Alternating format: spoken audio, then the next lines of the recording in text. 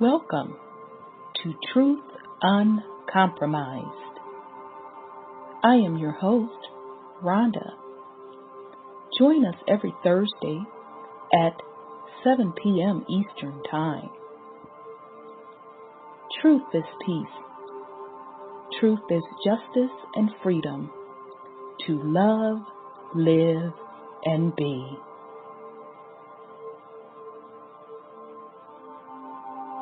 Music provided by sourcevibrations.com.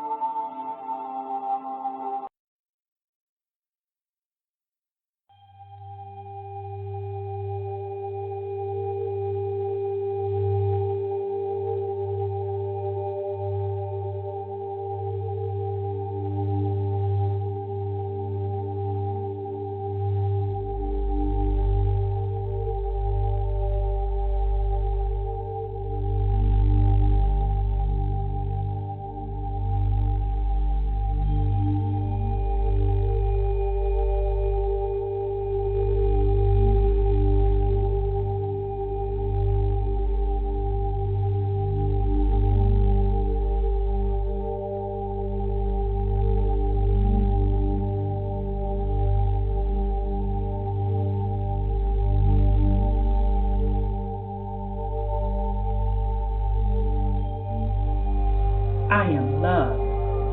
I am peace. I am free. I have abundance. I have everything within me. For I was, for I am, for I always be. We are love. We are peace. We are free. We have abundance. We have everything within us. For we are, for we will always be. For Mother Earth is love. For Mother Earth has peace. For Mother Earth is free. For Mother Earth has abundance. For Mother Earth has everything within her. For she was, for she is, for she will always be. And so it is spoken. So it has been written, and it is done.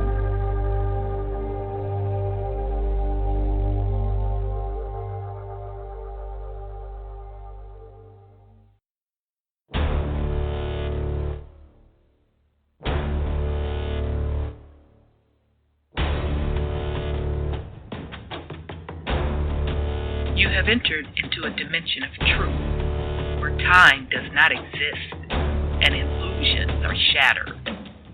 The journey of truth is intense. The journey of truth will set you free. Consider this a warning as you enter the dimension of truth uncompromised.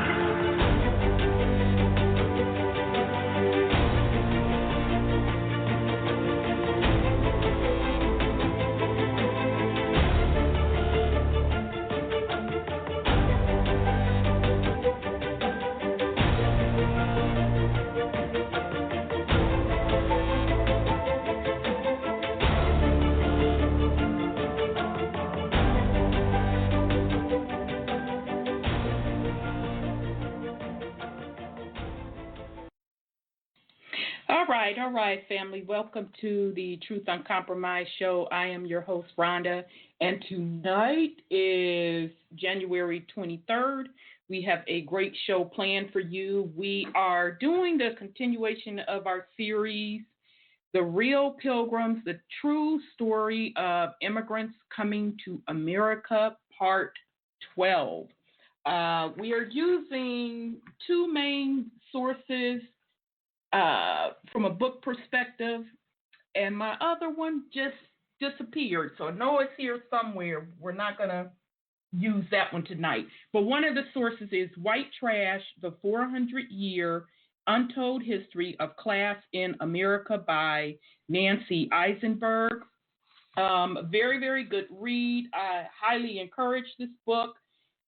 She really lays it out on who and what those quote, quote, pilgrims were really doing when they came over to the Americas. It certainly is not the story or narrative that they are teaching in schools and continuously promoting.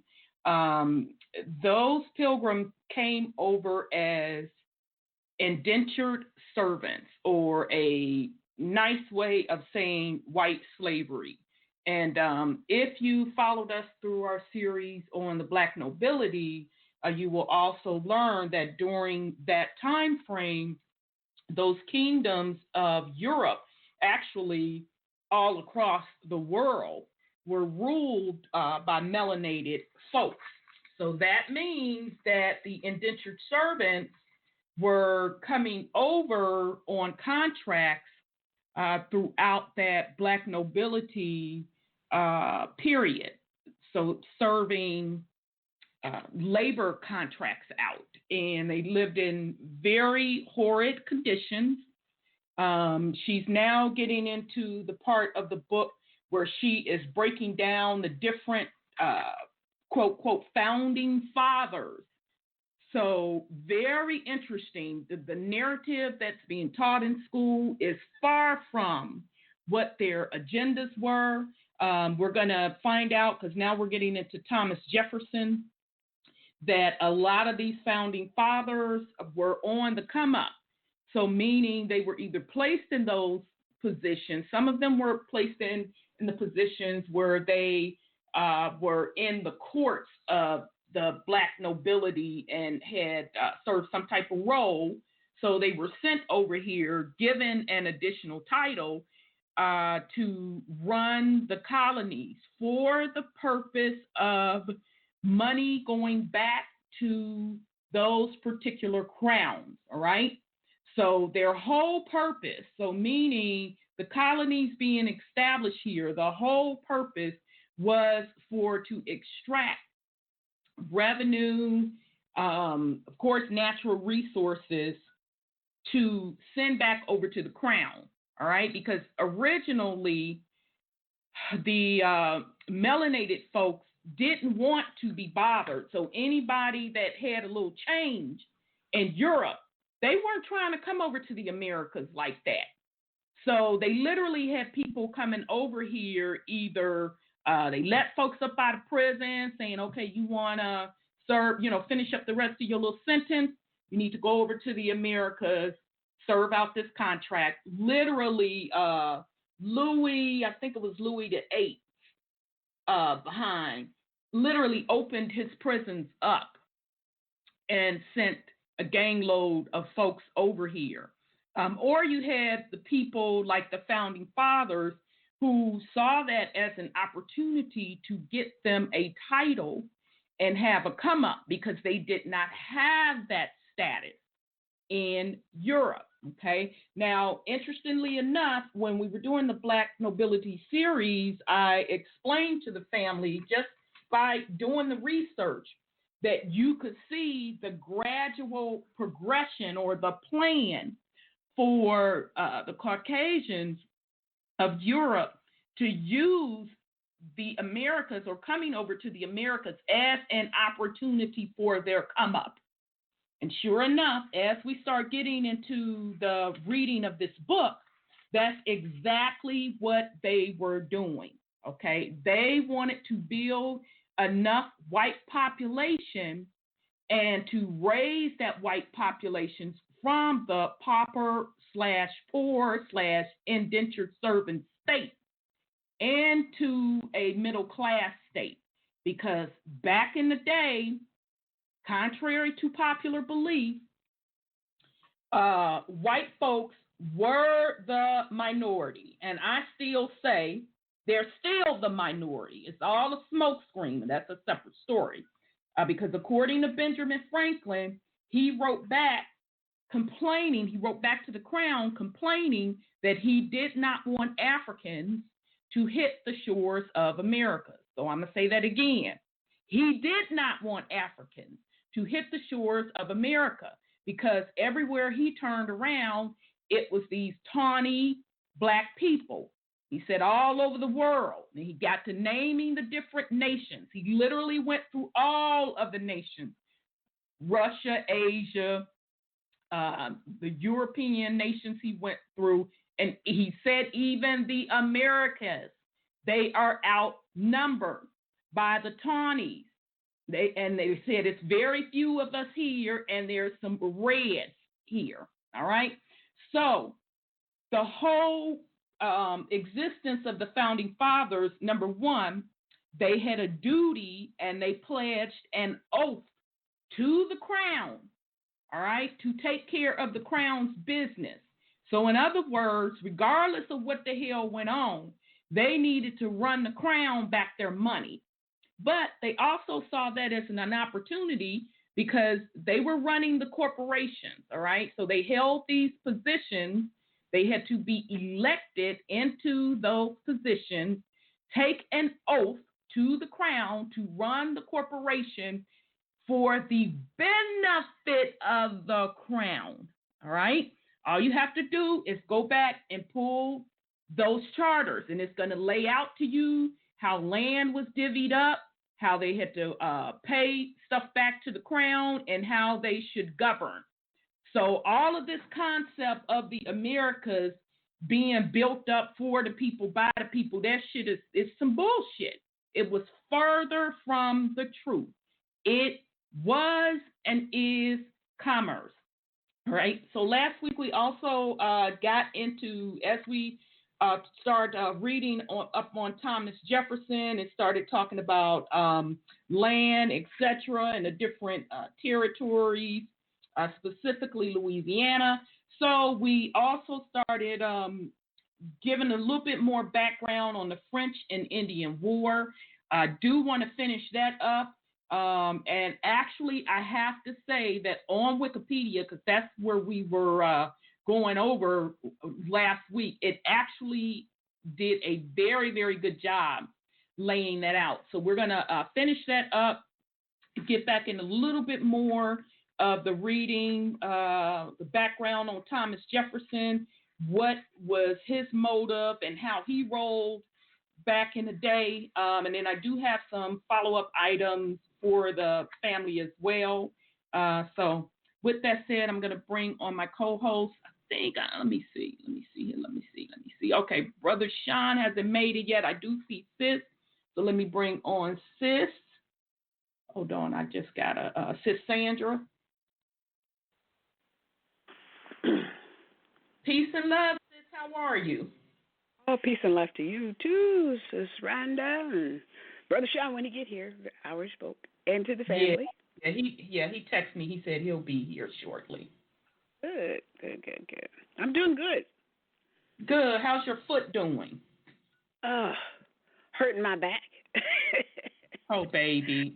You staying off of it and stuff, aren't you? Like you should. Are you staying off of it? The problem is when you put a boot on, they give you a boot. And the boot makes you off balance. So, got to heal one part of the body and you break down the other part. Child. I get it. Yeah. So I'm, sending you healing. So I'm going to start seeing if I can use my crystal. Hey, do what you need to do. Meditate and heal your body. Do definitely what you need to do, because at the end of the day, it is your body. I know that's truth. That's true. Totally get it. Real quick before we go ahead on with the fuckery, I want to send a shout out in the chat room to Scotty Saturn. I see you there. Good to see you there. All right, sis. So you get your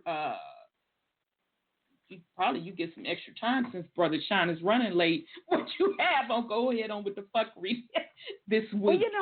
Well, my son said, you keep talking about this. But it's very important, I think. I was talking about fluoride.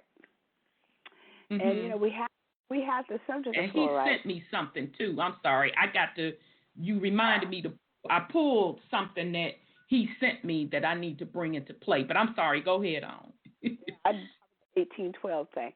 So anyway, I was looking at fluoride and with depression, fluoride and anxiety, fluoride and Alzheimer's, fluoride and Parkinson's, fluoride and diabetes, and I almost fell out.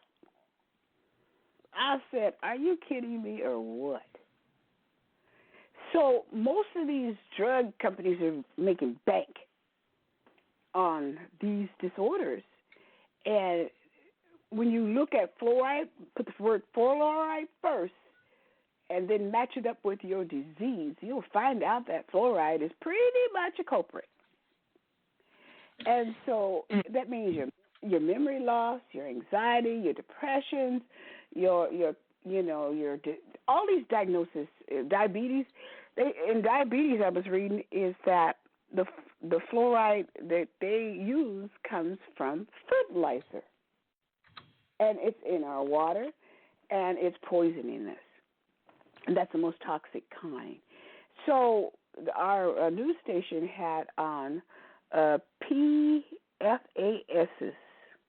and it comes off of companies, manufacturers companies, and it's poisoning everybody, the groundwater and everything. And they have articles on AT&T right now about how they are poisoning America.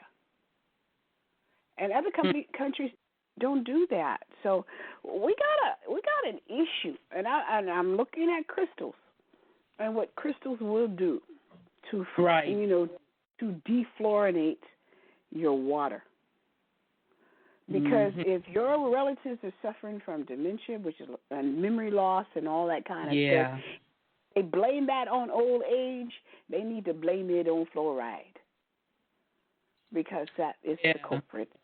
It's what I found. They used it in the death camps in Germany. We talked about that before, and I'm not going to believe it. But it's just that it's more disease-specific now than I've ever thought. Because you could just I was checking on a lady's son. He's 30 years old, and he has type 1 diabetes. And she says, it's not even in my family. And when I was in the, getting on X-ray, and it dawned on me, type in fluoride and diabetes. And there it is. Wow. Well, remember when, and I forgot even how we got on that subject. I was researching something. I forgot what happened. And then, I was looking at the periodic tables.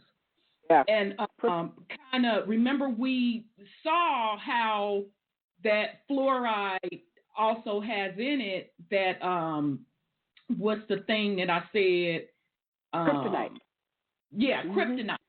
Yeah, so meaning so they know exactly what they are doing with that fluoride, how it is not only poisoning your physical vessel, but it's getting down to the cellular level and basically kind of interfering with your God particle or connection to the universe.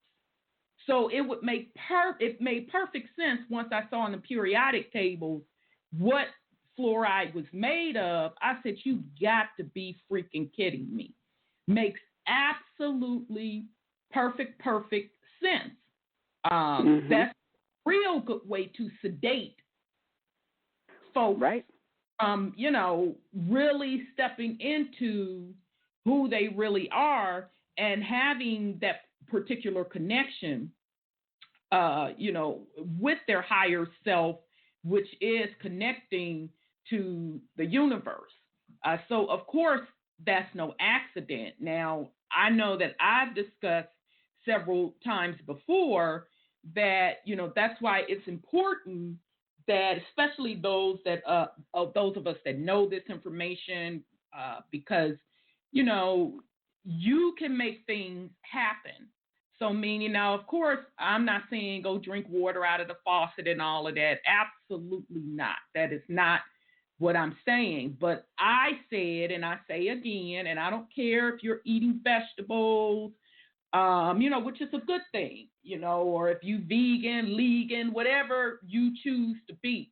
But everything that you are partaking in your vessel, you are supposed to be putting your energy, okay, into that particular thing to change the structure for your body's benefit. Okay, and this is especially true with water. So meaning if you drink a lot of water, you're supposed to be speaking into the water, the positive things, put in the water what you want, because water is the best conductor of energy. All right? That's why your particular vessel, your physical vessel, is a great conductor of energy, because it is made up of mostly water. Same with the fruits and the vegetables, made up of mostly water. Okay? So you are supposed to be speaking over your food. So that's where they trick people with the prayer. All right? Because originally it was you giving thanks for that particular thing, giving you life or helping you sustain yourself. All right? Mm-hmm. So they switched it out and said prayer, where you're praying to something outside of self and outside of that thing, or praying over your food. But the science behind what they threw the religion in was really you're supposed to be taking whatever you're about to put in your body and speak over it. All right? And literally, and all you have to do, if you don't believe me behind the science, go research the structure of water and how you can change the structure of water through sound vibration. Right? It is very important that you start using these sciences, right, to reverse out all of this fuckery that was done. And yes, Scotty, Saturn toothpaste is the worst conductor of fluoride. So, I know folks don't like it, that you got to spend a little extra change for the toothpaste.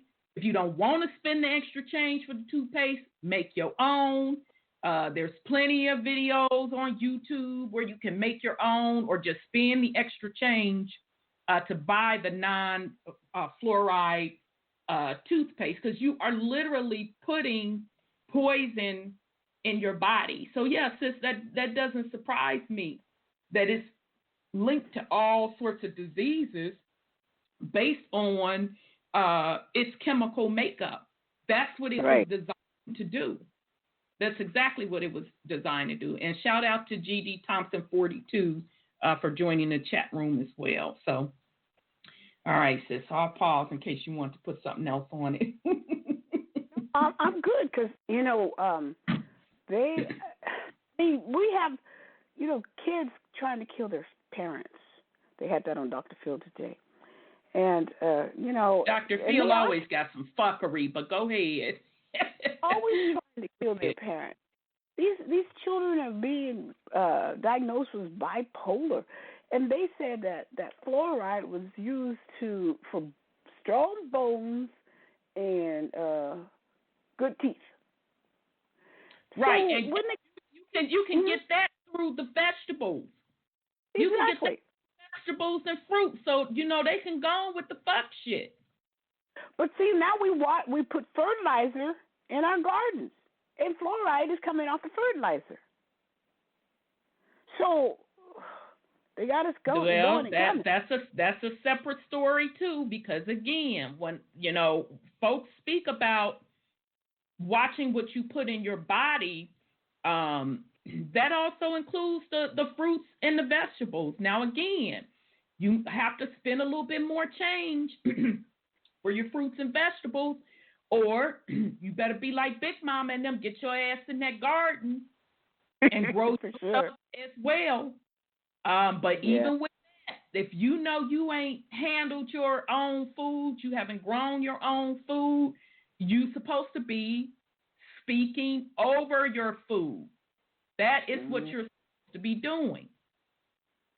So none of that surprises me at all. None of it. But I will say,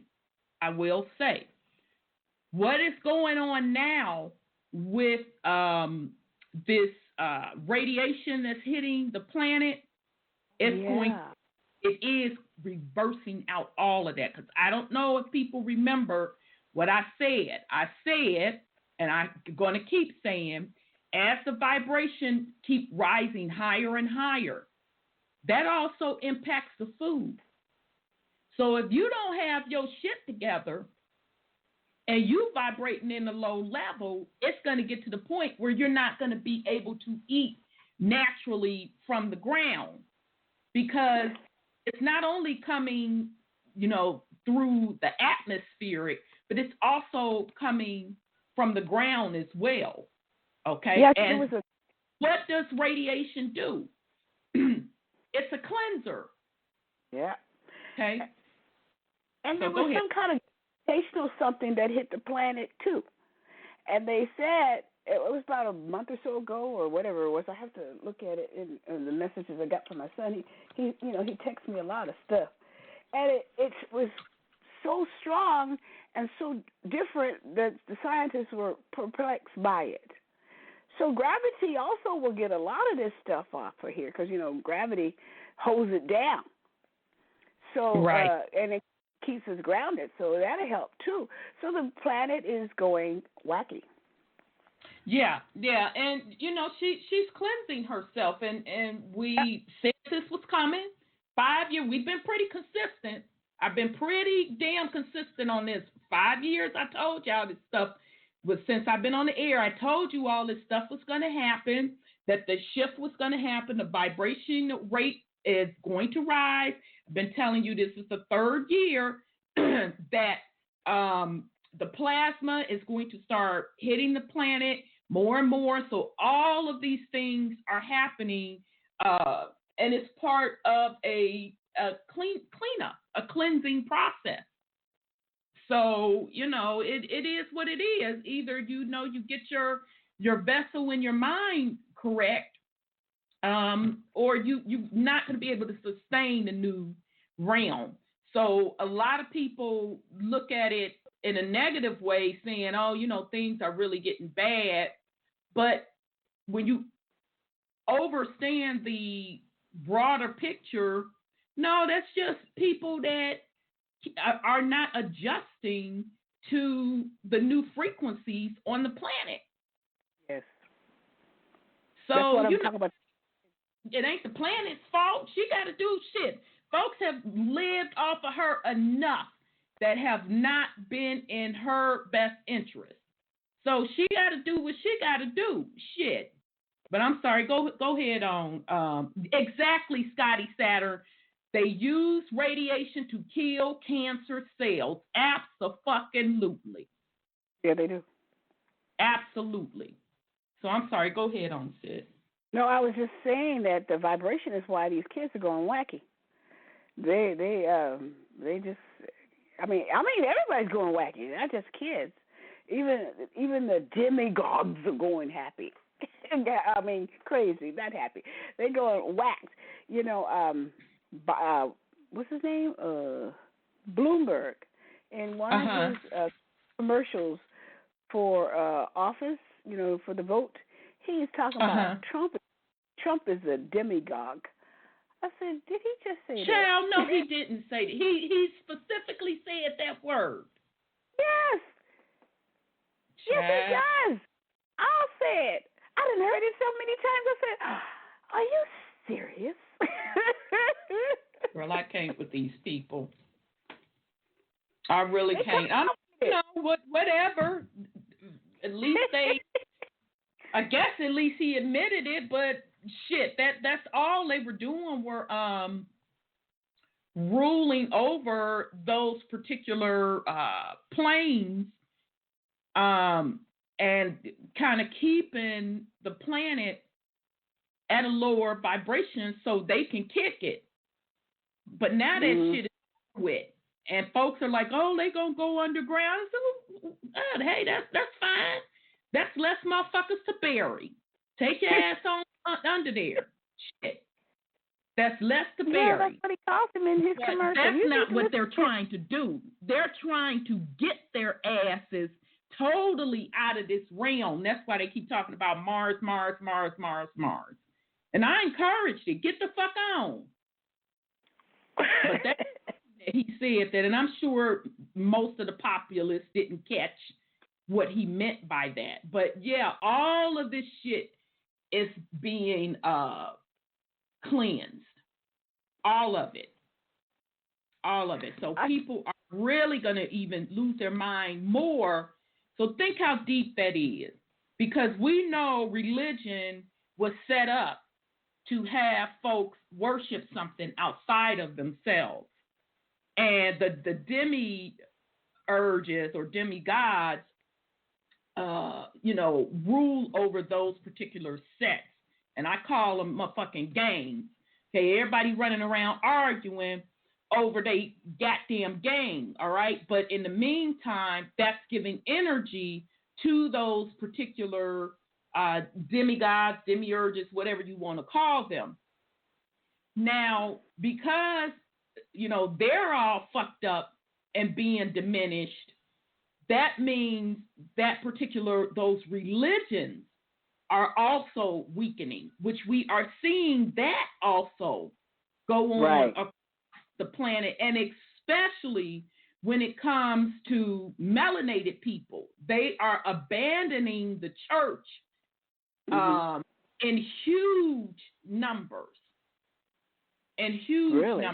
So the very existence of this matrix is being unveiled. And so you're going to see more and more whom is really who and who was playing a part and what. And even the part that you as an individual are playing and what you have agreed to play. Because at the end of the day, this is a projected reality that was created with group consciousness. All right? And it was just some in the game that played their part to rule and to keep it at a certain vibratory state. Because there are some of us that are just pure energy. We even are simultaneously in different realms. And it's just some, because they are lower demiurges, this all they motherfucking got. So they gonna hold on till the wheels fall off this motherfucker. But there's only a certain percentage of people, and with Mother Earth making her shift, that it takes to turn it all around, to flip the switch. And we're at that point now.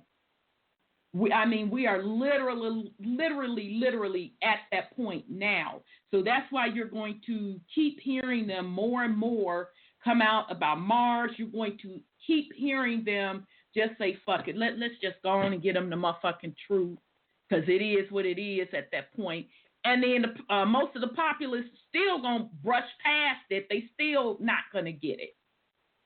But yeah, this is definitely cleanup time, because we are in a shift. It ain't like it's going to come. We are in the shift.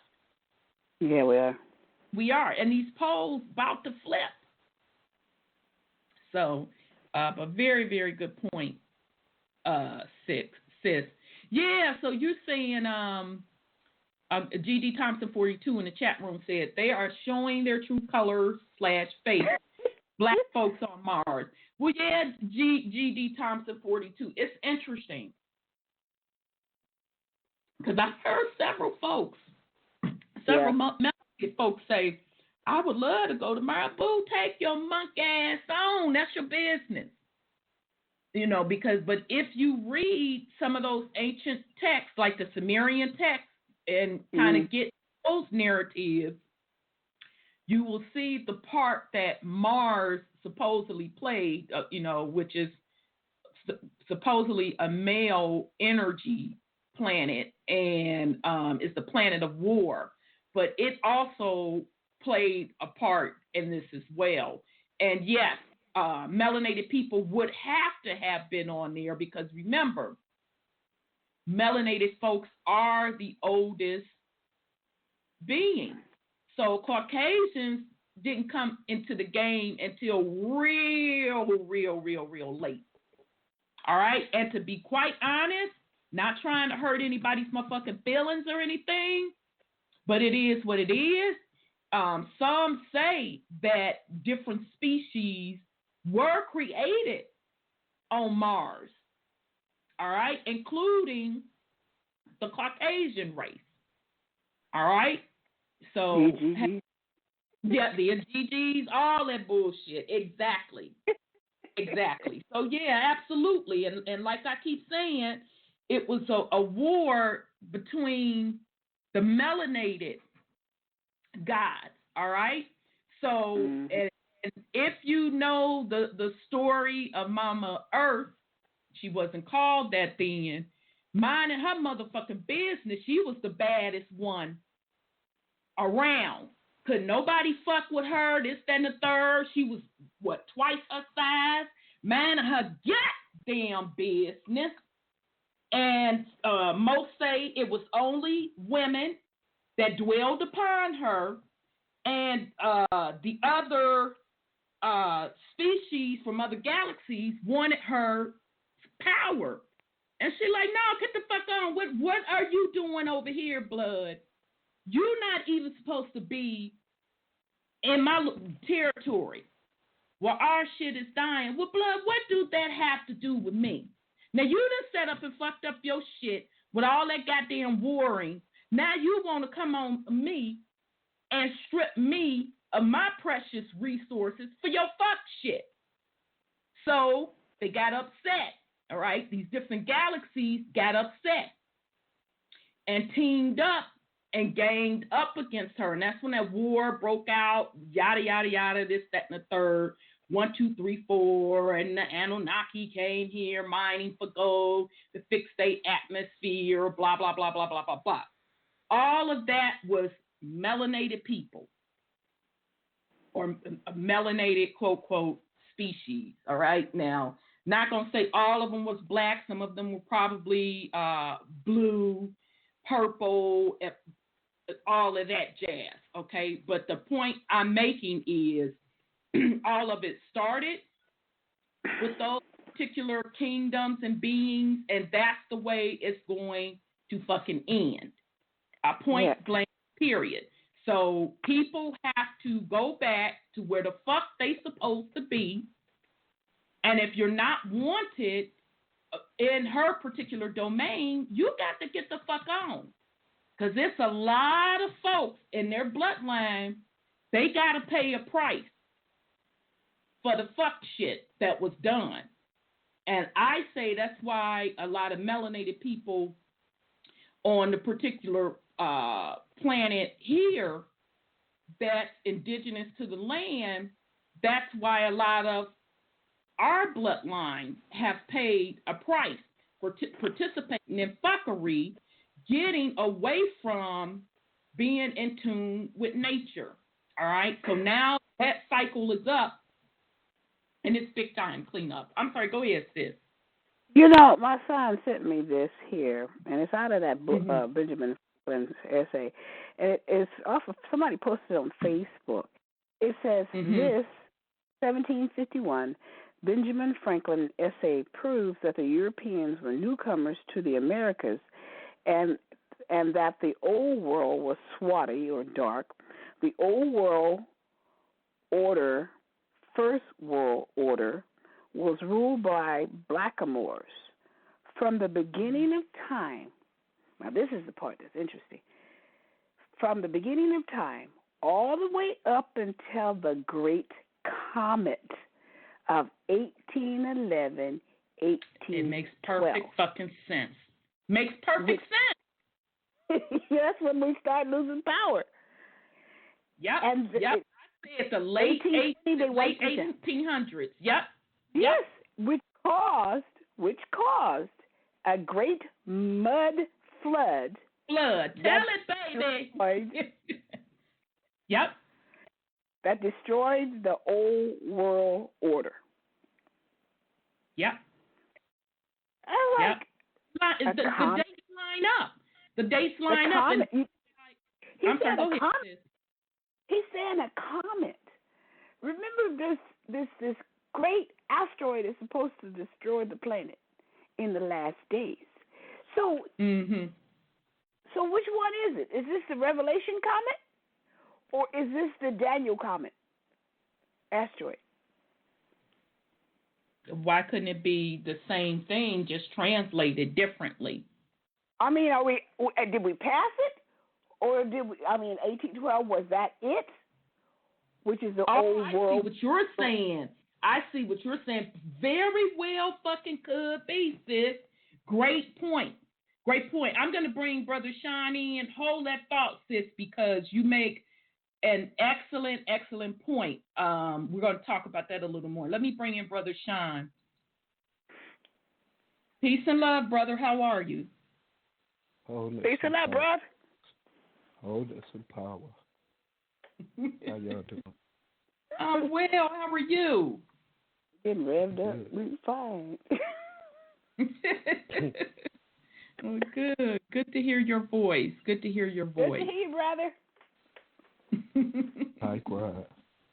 Oh, but the whole thing is, like they say, the Tartarians, which we know were the Moors. Right. No one has disputed the existence and the accomplishment of the Moors. Nope. Bottom line is, though, they were fucking colonizers. They were terrorizing their own people. They don't get no motherfucking pass here. No, nobody gets a pass. Yeah, y'all got a lot y'all got to atone for. Yep. Period. Y'all started all this bullshit like y'all brag about. Y'all talk about colonizing this place and that place. Yep. Having been there for thousands of years. Mm-hmm. Okay, if you colonized it and you just been there for thousands of years, then you're not indigenous to that place. To the land, right. Goddamn. Shit. And how else do we have to say that? But I'm sorry, go ahead, Brother Sean. And everybody wasn't Moors. The people who colonized and conquered, you made into Moors. That's right. And now that the game been flipped and you're being called Negro and African American and Black, you don't like the shit. You conveniently went about colonizing the world, making everybody Moors. Yep. Oh, but let me remember. Y'all done that first as Romans. Tell it now.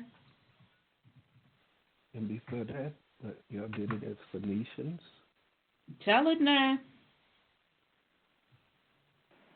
I mean, from what I see, that great history that was so illustriously written about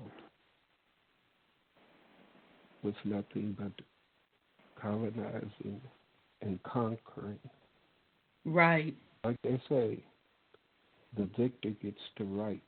Right, the story. Yep. Yep. What a beautiful story. But brother, no, you finished. Never mind, excuse me. The indigenous people are still here. And we're not all confused. No, we're not. We see you. And we see every goddamn body else, too. Yes, we do. Whether you call yourself Aboriginal, Indigenous, American Indian, whatever you call yourself, we see y'all. Yep. Sure do. We've been around for a minute. And yeah. none of it new to us. No, it's nope. Yep. Find out who you are. Find out what you need to do to break your curse. That's right. Don't worry about who the fuck I am. What exactly. tribe I belong to. What nation. I'm not really here. The only motherfucker that's here for you, for real, is you. That's right. That's the only motherfucker you should be concerned with. Fuck me. Exactly. I'm not really here. Exactly. Very, very good point. Very, very good point, Brother Sean. Sis, I just wanted to just add to what you were saying with that 1811 comet situation, because some would say that that's also when a mini ice age occurred, and some of the landscape was changed across the planet too. So meaning some continents were pushed together a little bit more, some were broken apart, et cetera, et cetera. So yeah, they know. That's why I keep saying it's not about time, that how they are telling you. The Romans are telling you to calculate time. Yeah, they're going to give you a fucked up time system to use, so you really won't be in tune with the ages. All right? So them motherfuckers know. They know when shifts are going to happen. So that could have been another pole shift at that time, because that's an extinction event. Yes, and you're gonna hear some YouTubers, and it's Caucasian cats that are saying it. Extinction level event. It is. I could think of about 3 off the top of my head that track it very, very closely, and they are saying these are extinction level events. So my thing is, extinction for whom? Yeah.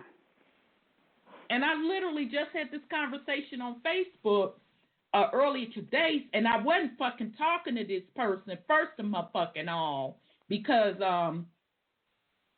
this brother had put on his post about China and how he felt, China with the motherfucking disease. What you call it? Coronavirus? Yeah. Now, remember that word, because Brother Collage, shout out to him, he did a YouTube video on it. He did an excellent job. And I was reading his comment section, and goddamn it, people was on it. They were like, what does that first word really mean? And if you think of it, that word means, ties it back to the sun. Exactly. Yeah. Sun virus. I said, God damn it. Oh, y'all get it. They was in the comments lighting that motherfucking shit up, putting it together. So the brother today had put on Facebook talking about that virus, and he just said that he felt that it was cleanup time, this, that, and the third, and, why is it happening over in China, maybe because of the population. So he was, we were all kind of exchanging on that. And so I'm like, well, yeah, hey, China is the one that had the one-child policy.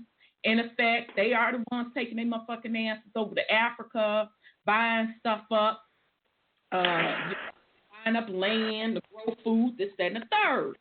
So this dude gonna come on there. You don't know what you talking about. Where you getting your information from? I want to say, bitch, first of all, I ain't talking to you, but you on somebody else's post, so I got to be respectful in their house. And I'm like, well, I don't know what you asking me what I'm talking about. All you have to do is look around. Everyone's talking about China being over in Africa and over there marrying their women. And you know, the sun's going to burn up everybody, blah, blah, blah. I said, well, I tell you what, who burns up faster in the sun? So now it is what it is. Shit. You know, book. Huh? It's in the book in Malachi, the 5th chapter. It said the sun is going to burn them up. Well, and interestingly enough, now I'm not going to say that it's only going to be Caucasian folks, because it's going to be a lot of melanated people too, because you're not vibrating properly, and based on tie back to your bloodline, you ain't supposed to be here either. But show it to you in every movie.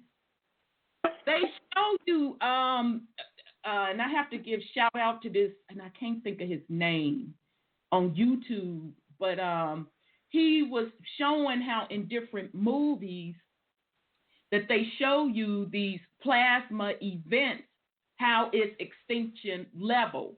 So what's the name of that one, Netflix movie where the children keep battling this being, and they call it the upside down world. Shit, I can't think of it, because they done made 3 seasons, everybody waiting for the 4th. But basically, he pointed out how that one particular looking thing, you see it in a lot of movies. Stranger Things. Thank you, Scotty Saturn. Yes, Stranger Things. So he was pointing out Stranger Things, how that particular entity is really like the plasma and the upside down world. When you see how it be having them little, it looks like soot or ashes. That's what the fuck I'm trying to say. Ashes. That's what I'm trying to say. So in other words, that's showing you that the plasma is tasing people, taking people and things out and turning them into ash. All right? You keep seeing that same type of creature in different movies coming from the motherfucking sky with the tentacles, tasing people, using lasers, tasing people and shit. All right? Now, many people have come out and said they've had dreams where some event happened and they see either people combust, or when they finally come outside or whatever, you just see a pile of ashes laying around and the ashes are all floating in the sky. Okay, so, you know, it is what it is. They know that these events and things happen. They know that they happen. They know they can read the energy levels. All right? So it is what it is. Okay, Scotty Saturn goes, well, yeah, the sun won't get the melanated one, but the higher vibration will. Nobody is safe. Yeah, okay, that's fair. That's fair. That's absolutely fair, Scotty Saturn. Yeah, so either between that sun, plasma, and the vibrations, you better have your shit together. Just the bottom line. If you want to continue on Mother Earth and on her frequency, not the fuck frequency you want, but her frequency.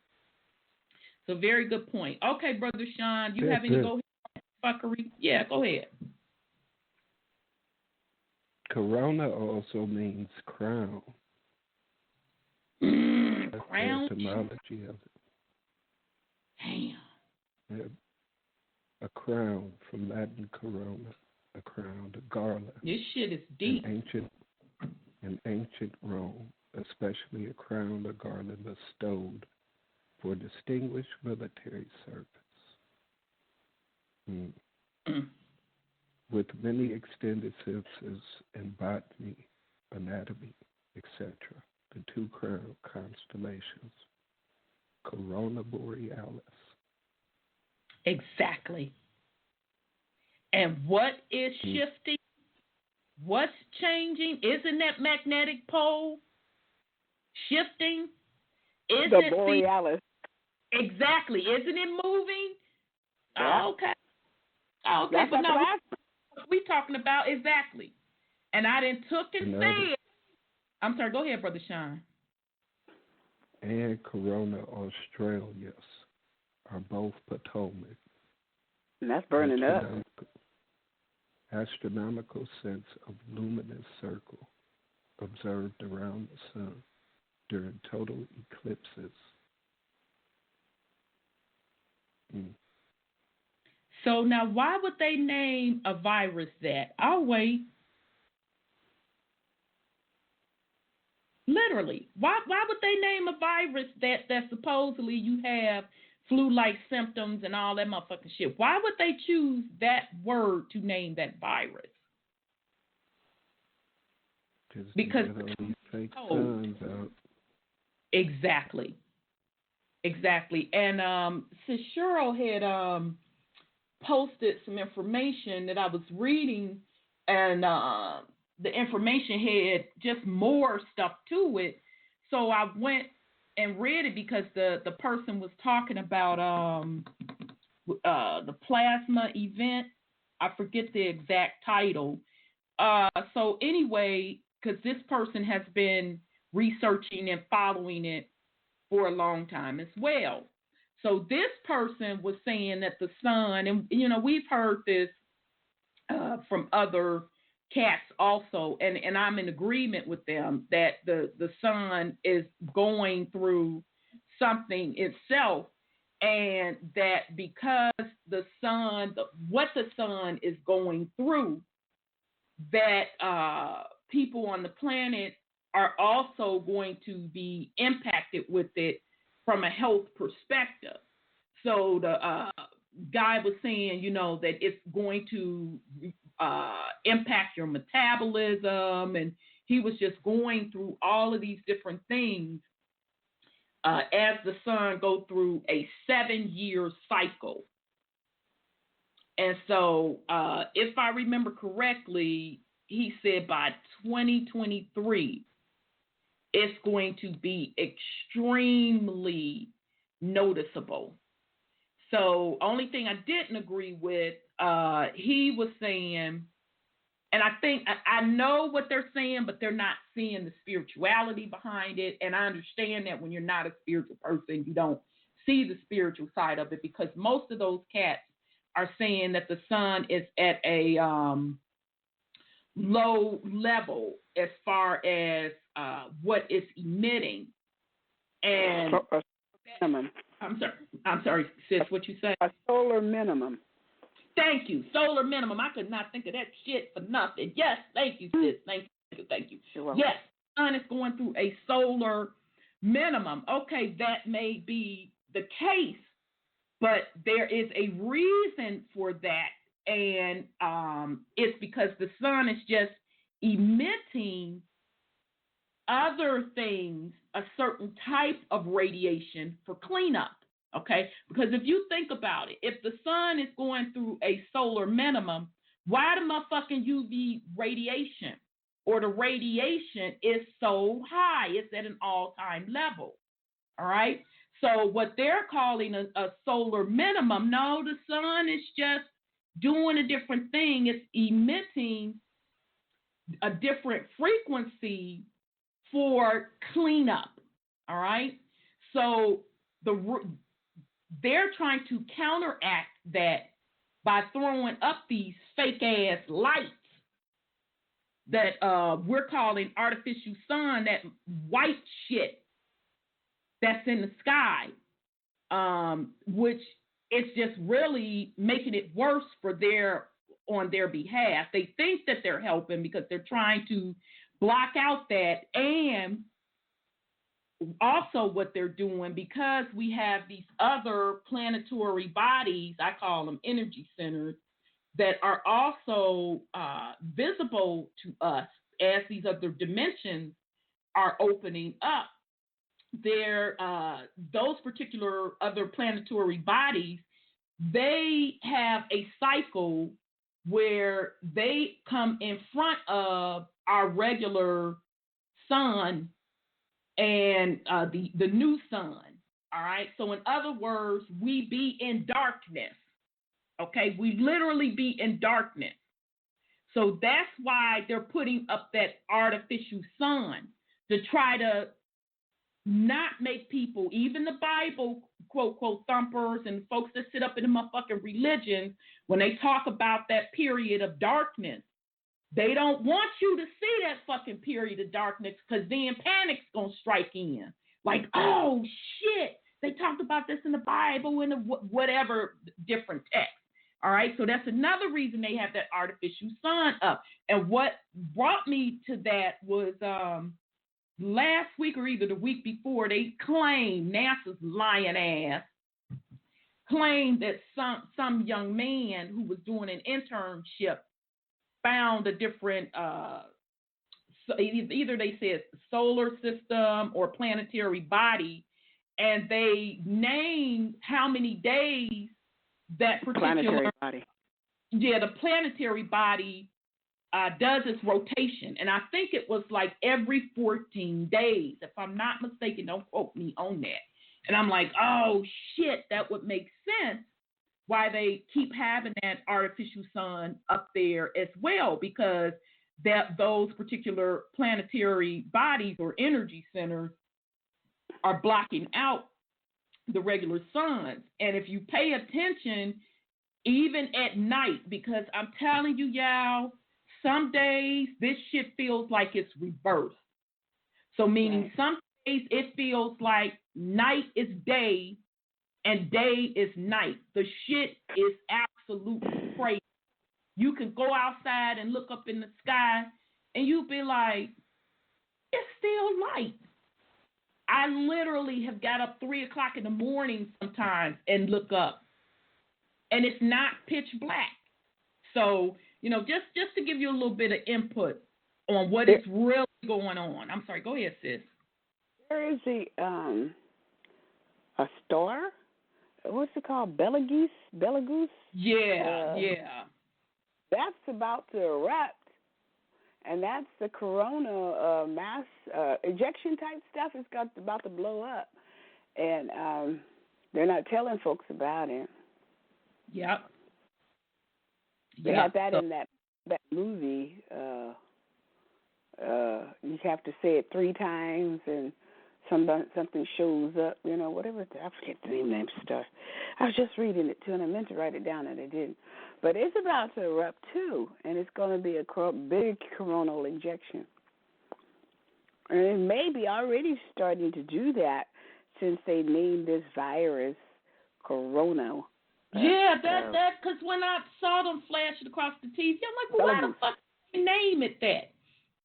Betelgeuse, I think that's the name of it. Yeah, yep, I know exactly what you're talking about, sis. I know exactly what you're talking about, because what they're not telling you is that, again, that Arctic is where the center of the magnetic energy is. All right? Mm-hmm. In that Arctic, I say again, you have a magnetic sun underneath the ground. All right? That's the core magma that they talk about. It's really a magnetic core. All right? So think about the amount of energy that magnets can generate or does generate, all right? And then straight up from that black sun or magnetic core is connected to what they call the North Star, all right? And that's what rotates the that dome per se. All right.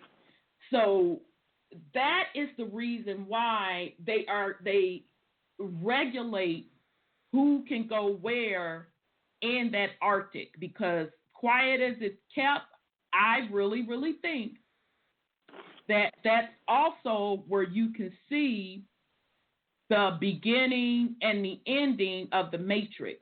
So meaning you can see those light codes that forms this reality. All right. So that's why you have the aurora borealis that was centered around that area, because that's that magnetic energy shooting up. Because I call that magnetic sun Mother Earth's heart, shooting up her frequency and vibration. All right. So very interesting. I'm sorry. Go ahead, sis. Well, I found this Betelgeuse. I was trying to figure out how to spell this thing. And it's in the constellation of Orion. Yes, Scotty Saturn just posted that. Yep. And if you read the book of Job, it talks about the fallen ones that are being held in Orion's belt in prison.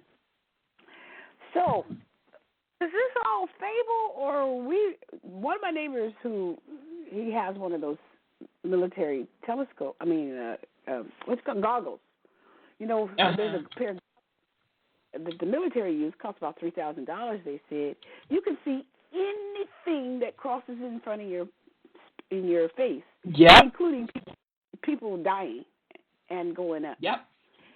And he said that the fifth star in Orion's belt has already exploded. Now this one is the second. That, sis? Who said that it's already exploded? Oh, your neighbor. My neighbor. Your neighbor got the glasses. Yeah. He said, and he drives truck, and he goes into the mountains where you can really see. And he said that fifth star is gone already. Now, Betelgeuse is the second brightest in the Orion's belt. So what does it mean exactly if it matches with the book of Job, where the fallen ones, who's the fallen ones? That's the Anunnaki. That's what they say. They were held in captivity, maybe in Betelgeuse, in the Orion's belt, because they consider the Anunnaki the fallen ones. Yeah. So what else does Job say? So when that explodes, what's supposed to happen?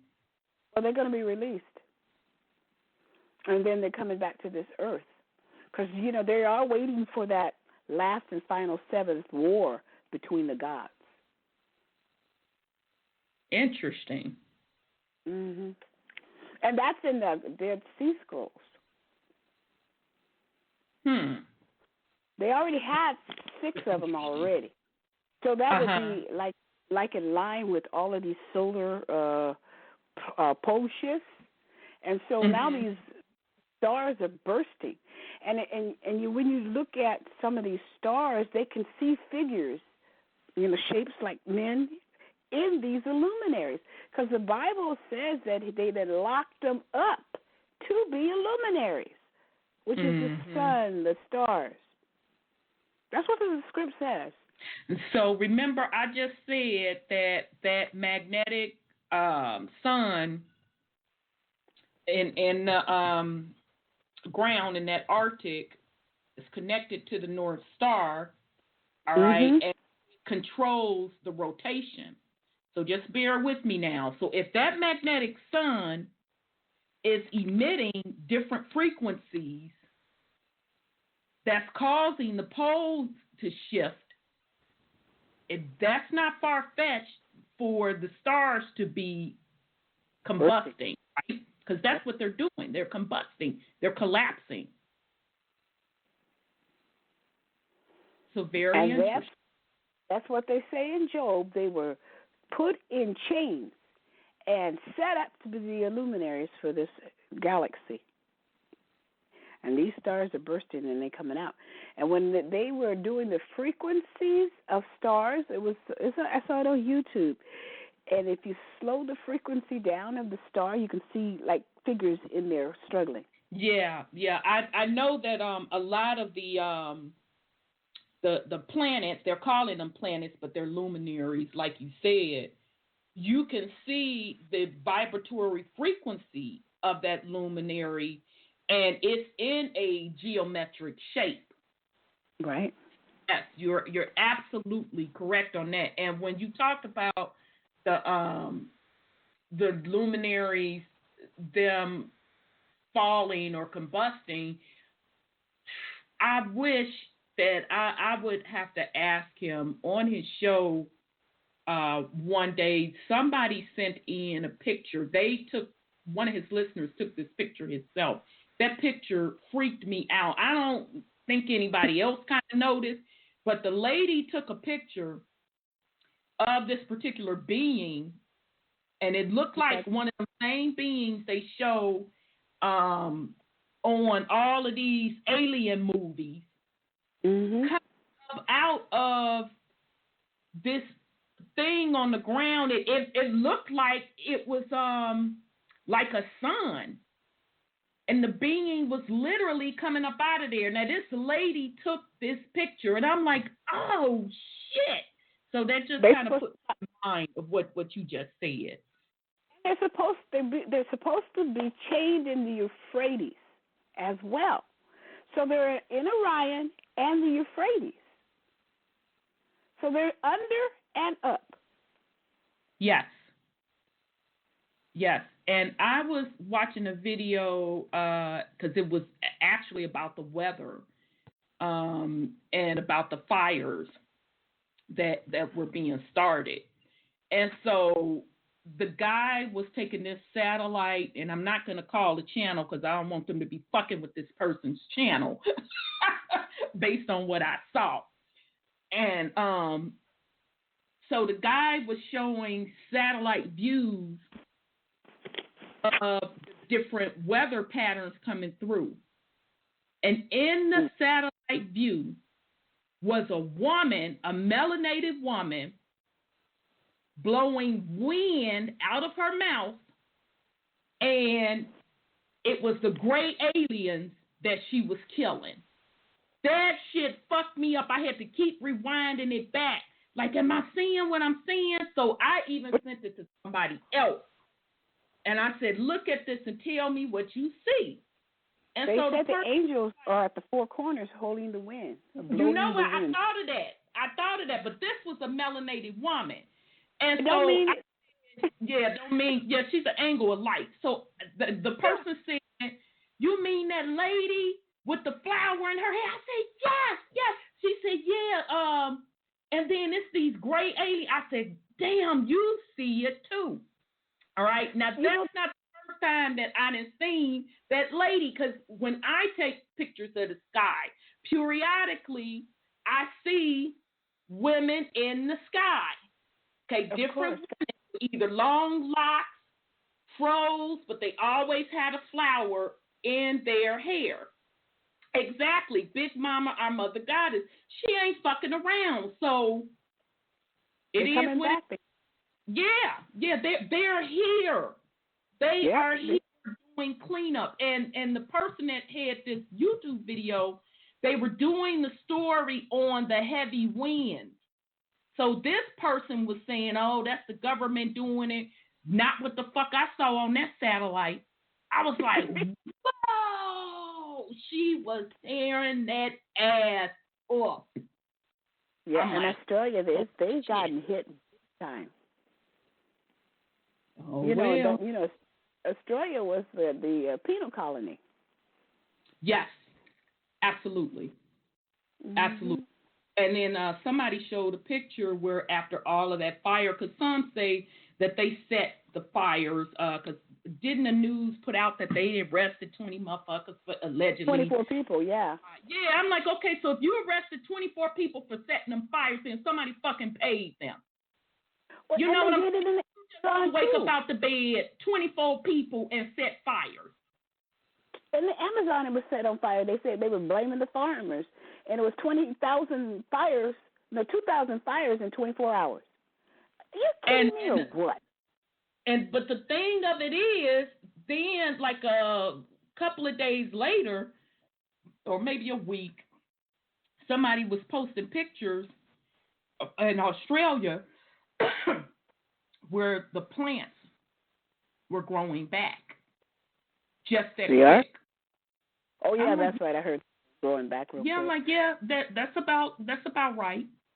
But then they had that big windstorm. The dirt. Remember that dirt storm they had? Yeah, now I think that's Mother Earth cleaning up these windstorms. Because Brother Sean, you all getting them big windstorms up there?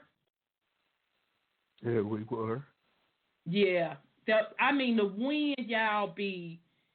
I sent a picture to somebody on the news where the wind clocked like 75 miles per hour. And they were like, was it a hurricane? I'm like, no, it's the fucking winter. It ain't no hurricane, but you see what the news said. And they were like, man. I'm sorry, sis, go ahead. We're getting them here in California. Yeah, that's where I saw that video where Mother Earth fucking up them graves. That was in Cali. Yeah, and the thing is, now I'm going to roll it back.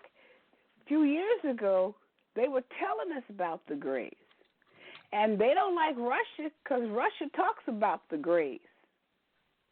Russia got books on the graves, the different commanders and all this kind of stuff, the shift shapers, So Russia was putting that out there, and they have a book, and I saw the whole series on it. And so all of a sudden, Russia became enemy number one to the United States because the United States don't want to tell its people what's going on. Yeah, Russia actually did a TV series. Graves and the underground bases and all of that. I don't know if it's on YouTube, but they took it for a whole week. I thought somebody told me that they had took it off. I'm glad I caught it when I did, because it was like a whole week they did that series. Yeah. On regular TV. Yep. Yeah, regular TV. They took that off.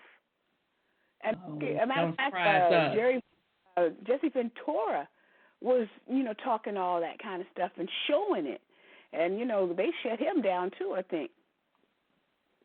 Yeah, well. All right, y'all. So it is what it is. So they're killing the graves. They're killing the graves. It's interesting you said that about the lady with the wind, because they're killing the graves who have shift-shaped it into human form. That's what they've done.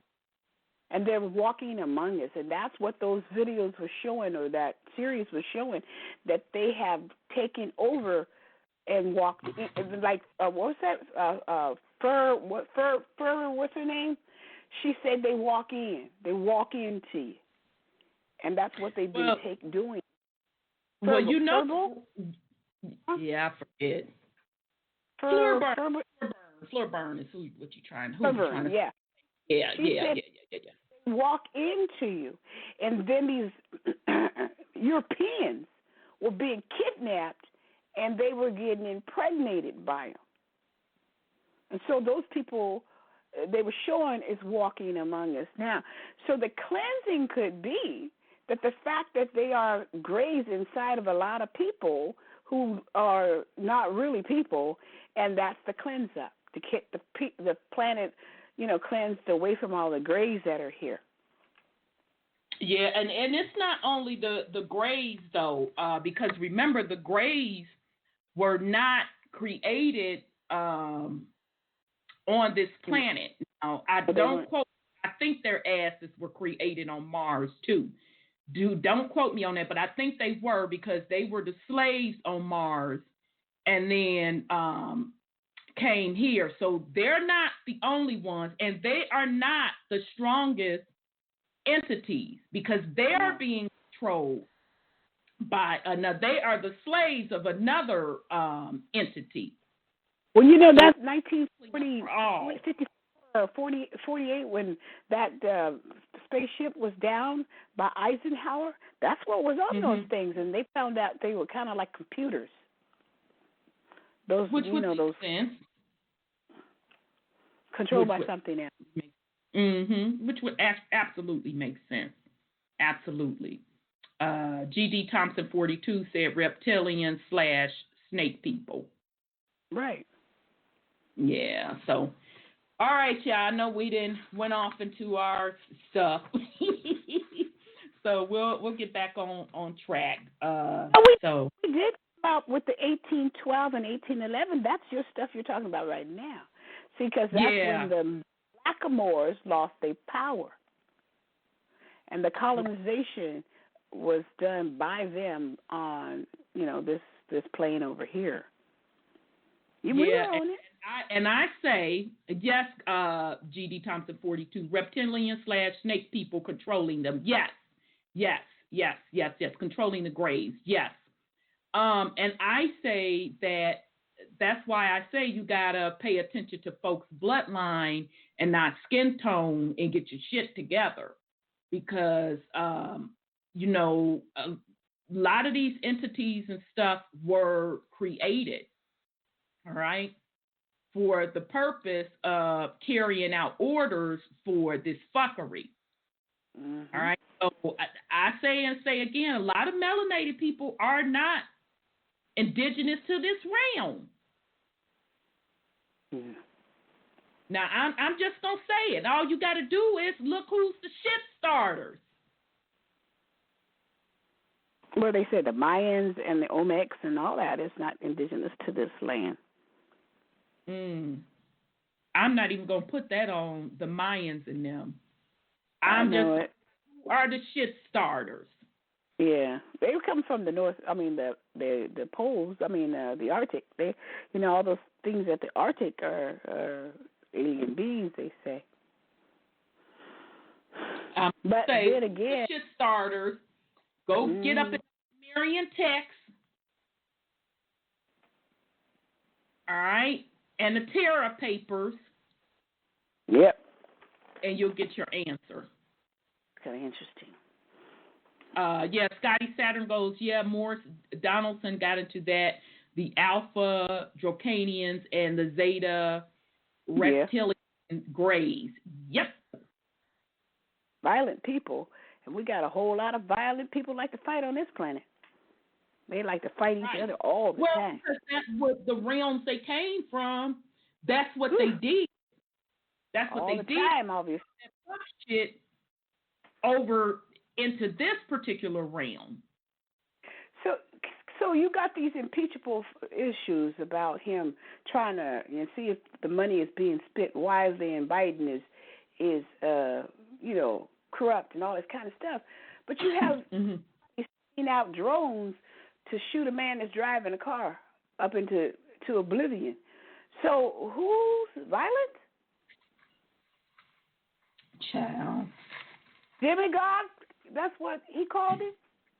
Yeah, and folks keep showing you who they are, and you have to, well, you should, you don't have to, you should believe people on who they really are and what their bloodline is, the way they move or their actions. This shit ain't hard. And then they don't say nothing about that in the House. Like, oh, he was able to do that. Oh, that's good for us. I'm like, are you serious? So who are those people who's running this country? Quiet as kept. Yeah, well, it's what it is. Brother Sean, did you go ahead on with the fuckery? I wanted to give you your opportunity before I got into some follow-up. I talked about it. No, you good, sis. Well, you good. Claiming.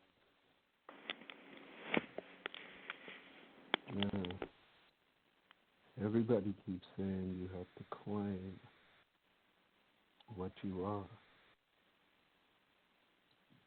when we all know. They know. exactly who you are. That's right. And now my thing is, if you're being what your ancestors were, if you're being you, then you're not being a part of the system. Exactly. Don't nobody have to die for this to end. If you're being who you are, you're just going to exist outside of the system. Yep. You're going to raise your frequency to the point where can't no low vibrational being be anywhere around you. Yep. You want to claim something and don't know how to be it. Mm. If you don't truly know who you are, then you can't truly be yourself. Indeed. The fuckery is all this nationality, all this name game, and of course the paperwork. Mm-hmm. Put all this shit into. Now, they also keep hollering about the Constitution. But the person that y'all hate is putting constitutional lawyers, constitutional judges in place.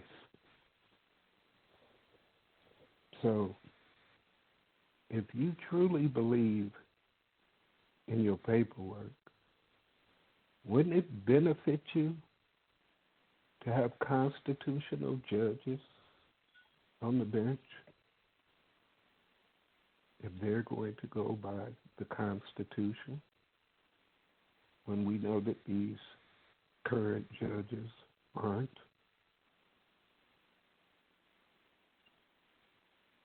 No, but y'all haven't grown up enough where your emotions don't overrule you. Right. I don't have to like you to appreciate you doing something that benefits me. Right. I ain't got to like you at all. I ain't got to feel no kind of way about you. But I can appreciate what's being done. Whether it's being done for my benefit intentionally or not, Right. isn't relevant, because I'm benefiting from it for a purpose, a higher purpose. Mm-hmm. The game that's taking place is destroying the system. Right. And all the players in the game, not just here, all over. This is another world war, so I don't understand why people think that people in other countries are going to continue to be killed. All with your blessing, because y'all voted for all these motherfuckers who making these decisions, whether they're Republican, Democrat, Independent, whatever. Y'all keeping this system alive. So while y'all sitting up pointing fingers, talking about, oh, this person done this, oh, that person done that, no, you part of it. You approved of these people to lead you. You approved of these people to make decisions for you. And when they prove to you that your opinion don't matter and they carry out their agenda, you sit up and fucking cry. You get emotional. You don't vote these motherfuckers out. You put the same dumb motherfuckers back in office and cry all over again. You blame it on the people that you've been against because the media told you to be against them. When the very motherfuckers that you love, the very crack of their ass, shit all over you, you love it. You rub it all over yourself. Doo-doo Democrat pride. How long they gonna shit on you? How long your community's gonna be fucked up? Mm-hmm. But you keep voting for the same motherfuckers because of their skin color. Because they talk eloquently.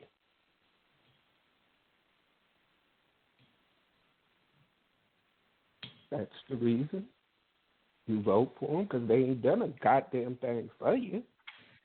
Mm-mm. They done more to you than they done for you. But it's all with your consent, so. It is. It is. And that's why folks get what they get. And why I keep saying you better stop paying. Scotty Saturn said, ha ha, I'm dying. Sean is going in. Yeah, he is. Yeah, that's why they get what they get.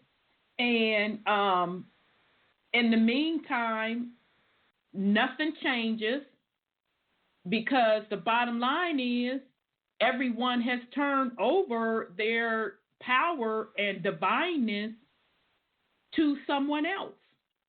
And I'm going to say again, they're working for the corporation. We didn't set up and read one of the first charters where it was made clear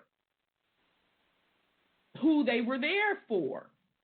And the people weren't even mentioning that shit at all. So, hey, keep doing what you're doing. Keep going on and looking at color only instead of looking at actions.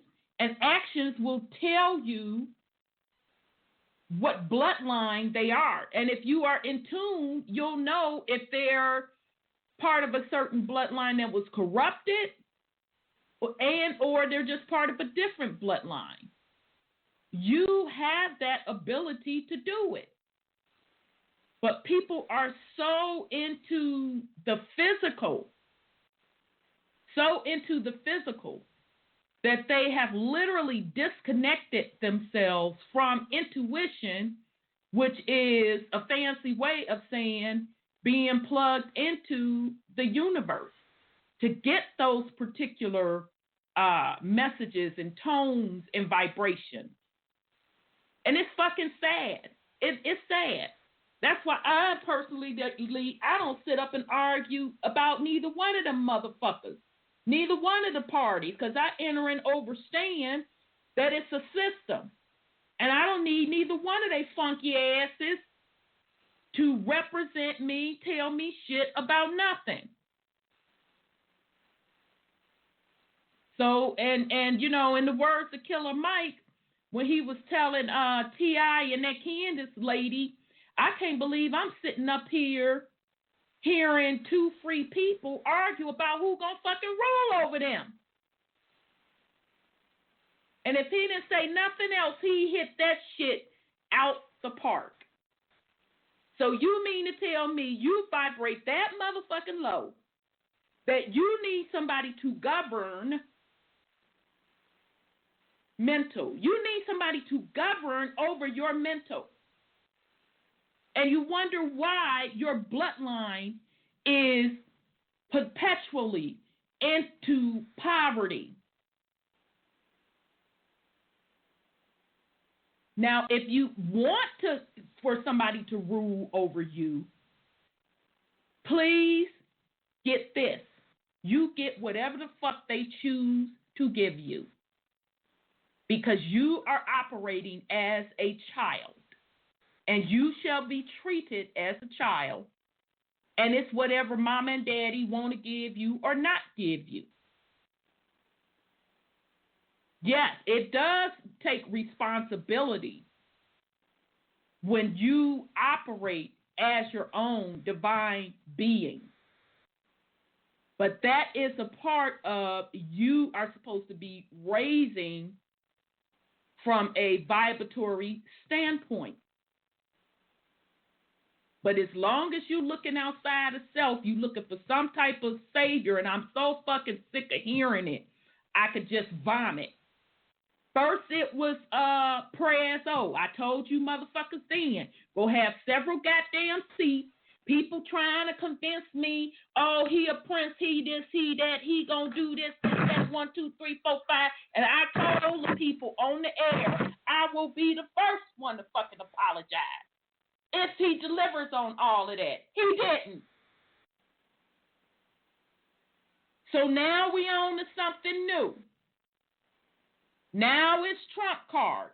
And I done took and told y'all he's playing both sides of the medium. He's showing you to get your shit together, that nobody should have to come and save you and give you no fucking crumbs. And no, I still have to dance to a certain part of the corporation also. And now folks are putting stock in him because you niggas love the system. You love living off that corporate tit because it takes work to be your own divine being. It takes work to clean up your own household, your own bloodline.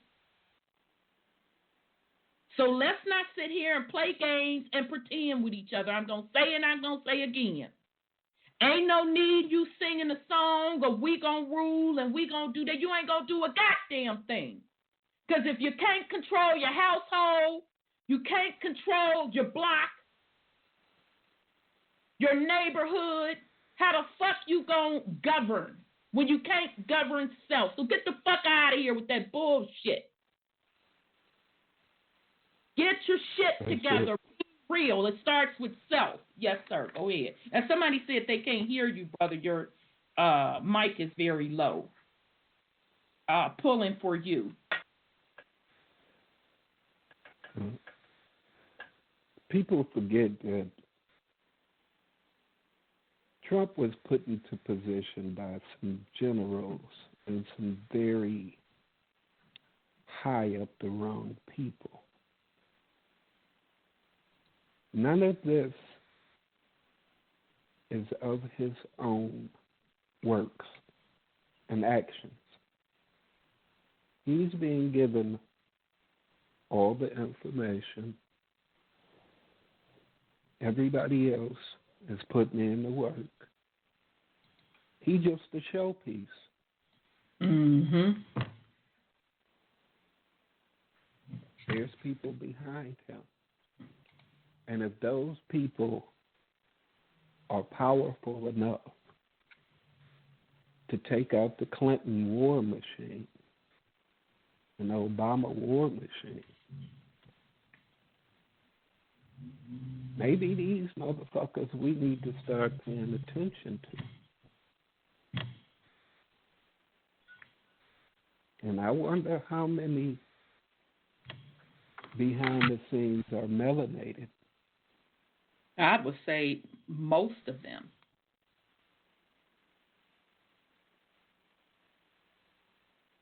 Somebody wants us to take a new deal to Agreed. go into another system. 1,000 fucking agree. They want you to think that it will be more beneficial for you, that we're all one, this, that, or the other. But you have to take it back to the beginning of the corporation. Yep. This ain't they shit to be making deals on. No, it's not. They don't belong here. Period. Yep. And you keep making deals You keep giving away your power, Yep. your energy, your divine birthrights. Yep. And that shit ain't cool because you fucking with other people's shit doing that dumb shit. Exactly. I mean, we're at that point where you have to choose. Period. It's either you're going to be who you're supposed to be, Right. or you're going to be their slave for another 26,000-year cycle. There you go. Yep. I'm not the motherfucking one. Which you will voluntarily go off into for some Bitcoin, some gold. Yep. Yep. Some currency of some type. Yep. Also that you think that you will live a little better. That things will be peaceful. That you will finally be acknowledged. Now, to me, the religious people get a pass because this whole fuck system is, but the whole system, like they say, the system is based on ecclesiastical law. Mm-hmm. But the conscious people that still, so-called conscious people that's still voting and whatnot, I don't get that. I don't get it either. It's I never saw on the pyramid walls or in no Kemetic text where they said to vote. I mean, if I remember correctly, all that stuff was telling you that you were gods and this, that, or the other, but then you turn right around and vote for a motherfucker to rule over you. Yep. And get emotional about it. Mm-hmm. Well, cuss you plumb the fuck out. But I've seen nothing in those texts to tell you to be an emotional bitch.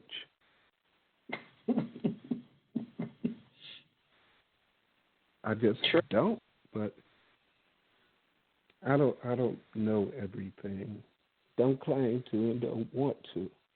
Right. But for you to vote for somebody that still sit up and call you black and African American, and you know better, what's with that? I mean, you're not being acknowledged, but when it comes to possibly getting a few dollars or something, you'll be black and African American in a goddamn heartbeat. Mm-hmm. You'll come on Facebook and say you ain't. But if they sent your ass a goddamn check. Check behind the scenes, they taking that check is what you basically, Yeah, they say that this is for African American descendants, this, that, and the other. You're going to go cash that motherfucking check. Mm-hmm. Gonna skip to the motherfucking bank, like skip to the loo, my darling. They ain't going to the goddamn bank. A lot of them motherfuckers going right to the Arab, right to the goddamn corner store. Damn, I was at least giving them the benefit of the little doubt. No, they going to Habib and them. Yeah, they going to fuck with another. But they gonna rule though. Let's not forget that they finna rule. They about to rule. Oh, man. Yeah. And that's all good. Keep playing with yourself, basically. You're not ready to dwell in them upper realms.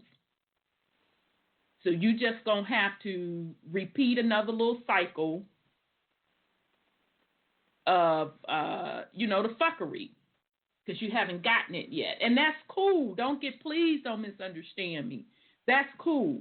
Because everybody wasn't meant to cycle into the higher realms this round. But again, don't think for 1 second that those that have done the work and who knows that their cycle has ended with this fuck shit, finna repeat this shit with your ass. Because you want some motherfucking company. Not gonna happen. So, and all right, so a shout out to Purple Pill in the chat room. Yes, it is all about energy. Okay, good, 832. I'm glad you came back because I was going to tell you to get back in the queue. So let me bring you on. Shout out to the chat room. Indeed. Peace and love, brother 832. Rhonda! Sandra! My sisters from other misters! Feathers up! Feathers up, brother. From America down! Sean! My brother from another mother, sitting on Mount Olympus, throwing them black lightning bolts down tonight. Indeed, bro. You know, it is amazing how the psychological mindset of people, or as they like to say, like minds, move in certain circles. Today, I had it in my list. You know how you in Netflix, you put stuff in your list and whatnot, but for some reason it kept popping up to the forefront. And I checked out the series Universe today. Are you hip to that? It's like a different series. Neil deGrasse Tyson, for example, is one of the experts that were used. And this first episode is called Secrets of the Sun. And yeah, because a lot of what y'all was saying, I wanted to try to fill in some of the blanks here about, like Sean said about the corona. We always notice this because of a lunar eclipse. You can see, once a full eclipse, you see what the corona of the sun is. But what's intriguing to me is that they make certain declarative statements as scientists, like the sun is 93 million miles away from the Earth. Right. They pointed out what black spots that we see on the sun's surface, they are referred to as sunspots. But it is the actual sunspots that move in certain patterns similar to, vortex behavior of hurricanes and tornadoes that then spawn either what we consider as solar flares or, I forgot the acronym, it's something about coronal expansion something. The acronym ended up being... Oh, really? But it's called coronal something or the other, basically. Right, and then they end up being the massive throwing off of star material, if you will, whatnot. It's called a solar storm. And the solar storms, many times, remember, we're being taught and fed the type of cosmology of the Earth and the planetary bodies revolve around a particular axis. And the sun made of plasma, and the plasma is of a gaseous form, but at such a superheated fashion that it operates in a different manner than what we understand gas to be. Now, in our three states of existence that we understand here is solid, liquid, and gaseous. Okay? Right. They point out, again, in this particular episode, how there's only two polar, north and south existence. They show the what would look like curvature of the magnetic field that is, invisible to the eye, obviously, that's around the Earth. But they said that the sun's circumstance may be in the category of 1 million, what we consider to be magnetic poles. Somewhere in that neighborhood, that it operates in a manner where, because you have to envision in your mind that plasma moves in a completely different fashion than either a liquid or gaseous state combined, so to speak.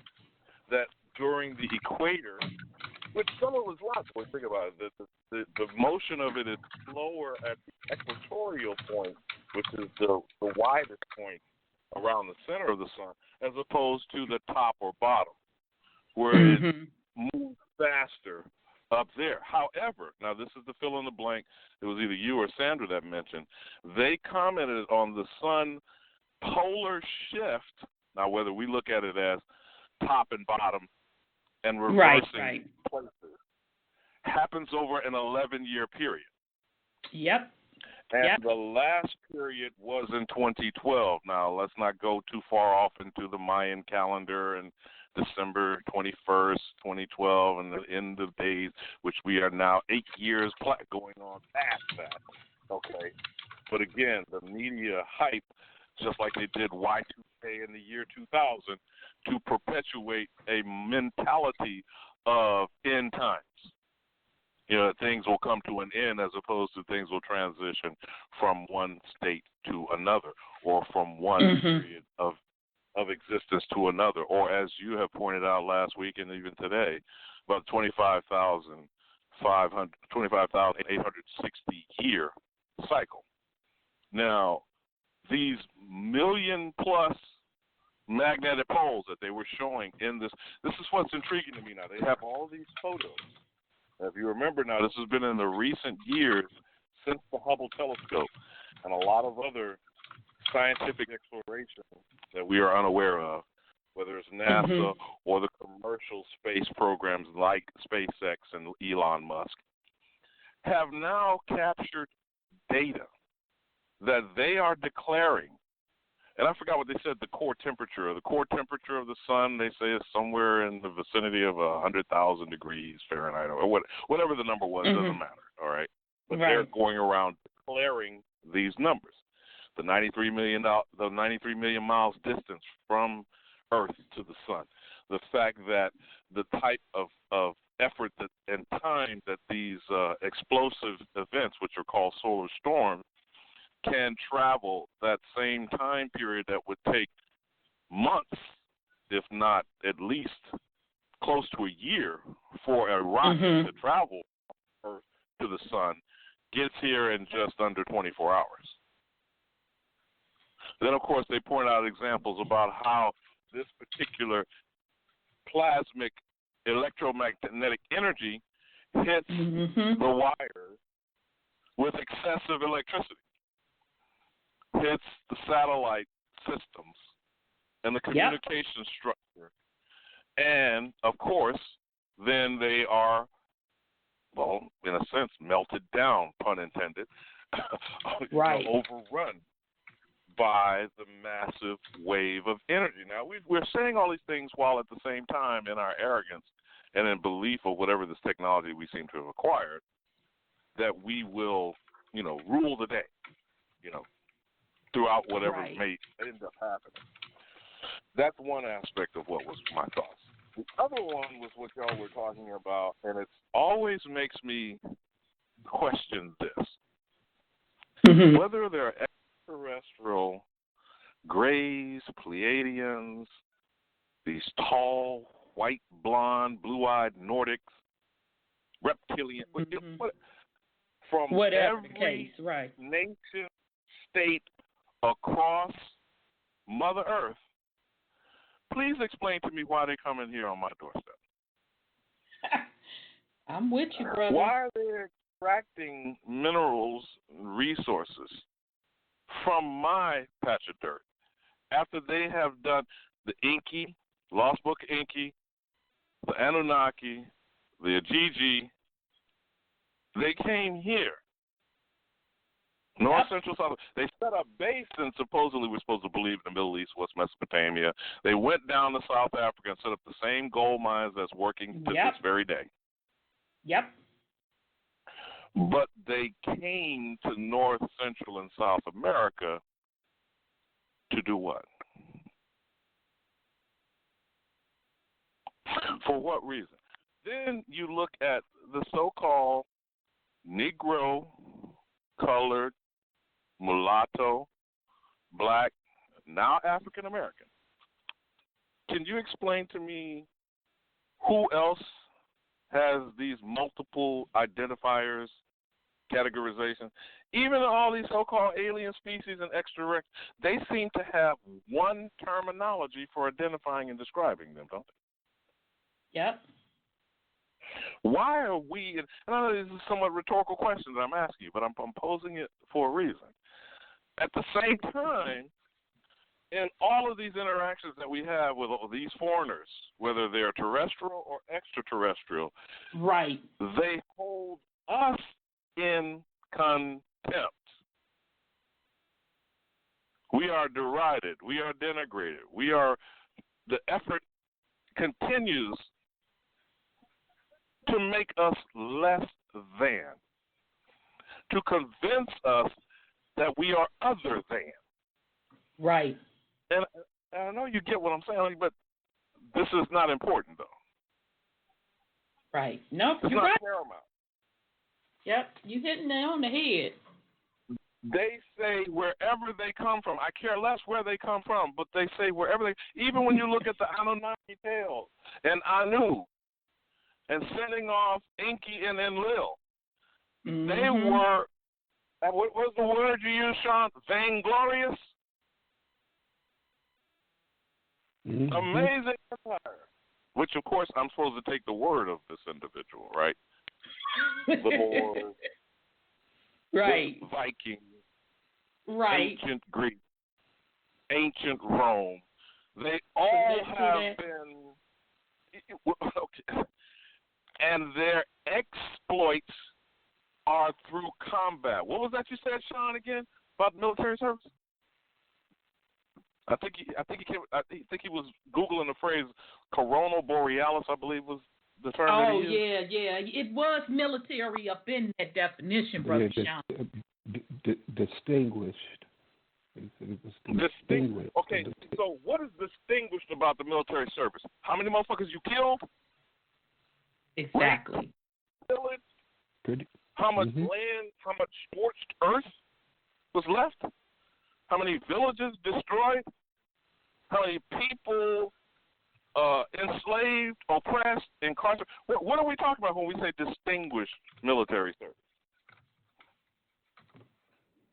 Now, today, we have, what is the last count? I think it is 800 plus military bases America has around the world. Most average Americans do not know there are at least 7 theaters of conflict, Syria being just the latest that's been brought to exposure. You know, we're still in Somalia. Remember that shit, Black Hawk Down in Mogadishu? Yep, they did a movie on it. Back we have to go. Afghanistan is now officially 20 years old.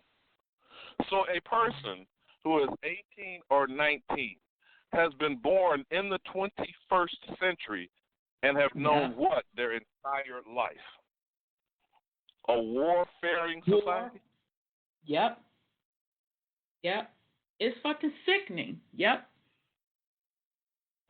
And with less and less opportunity, very infrequent opportunities even to go to get a higher degree or go to college, which is a massive debt, anywhere between $45,000 to $100,000.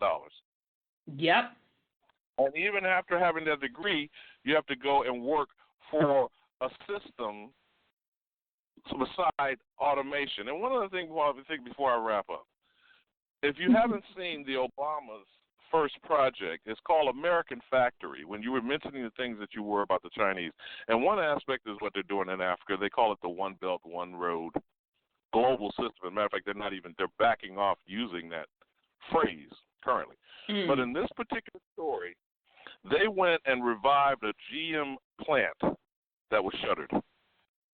The company is called Fuyao. They make glass. In less than 2 years, now this is a plant that used to employ over 10,000. When the Chinese billionaire that came to town, it was like only 2,200 or less than 2,500 that became employed. Over the course of less than 2 years, they employed them and then phased them out with robotic arms and automation. Right on their doorstep, in their face. And there was a woman, I can't remember her name, but on Bill Maher, she said this, and I'll leave on this point. The immigrants are not the ones you think they are. The immigrant robot, because you know where those robotic arms were made, right? In China. Yep. So they put these people, use their desperation to reopen this plant, told them about how great they were going to be involved with embracing Chinese culture and all this good stuff. They even ran a game on them about one of them would be personally selected with their entire family to visit Shanghai. Sound like a lottery? Mm-hmm.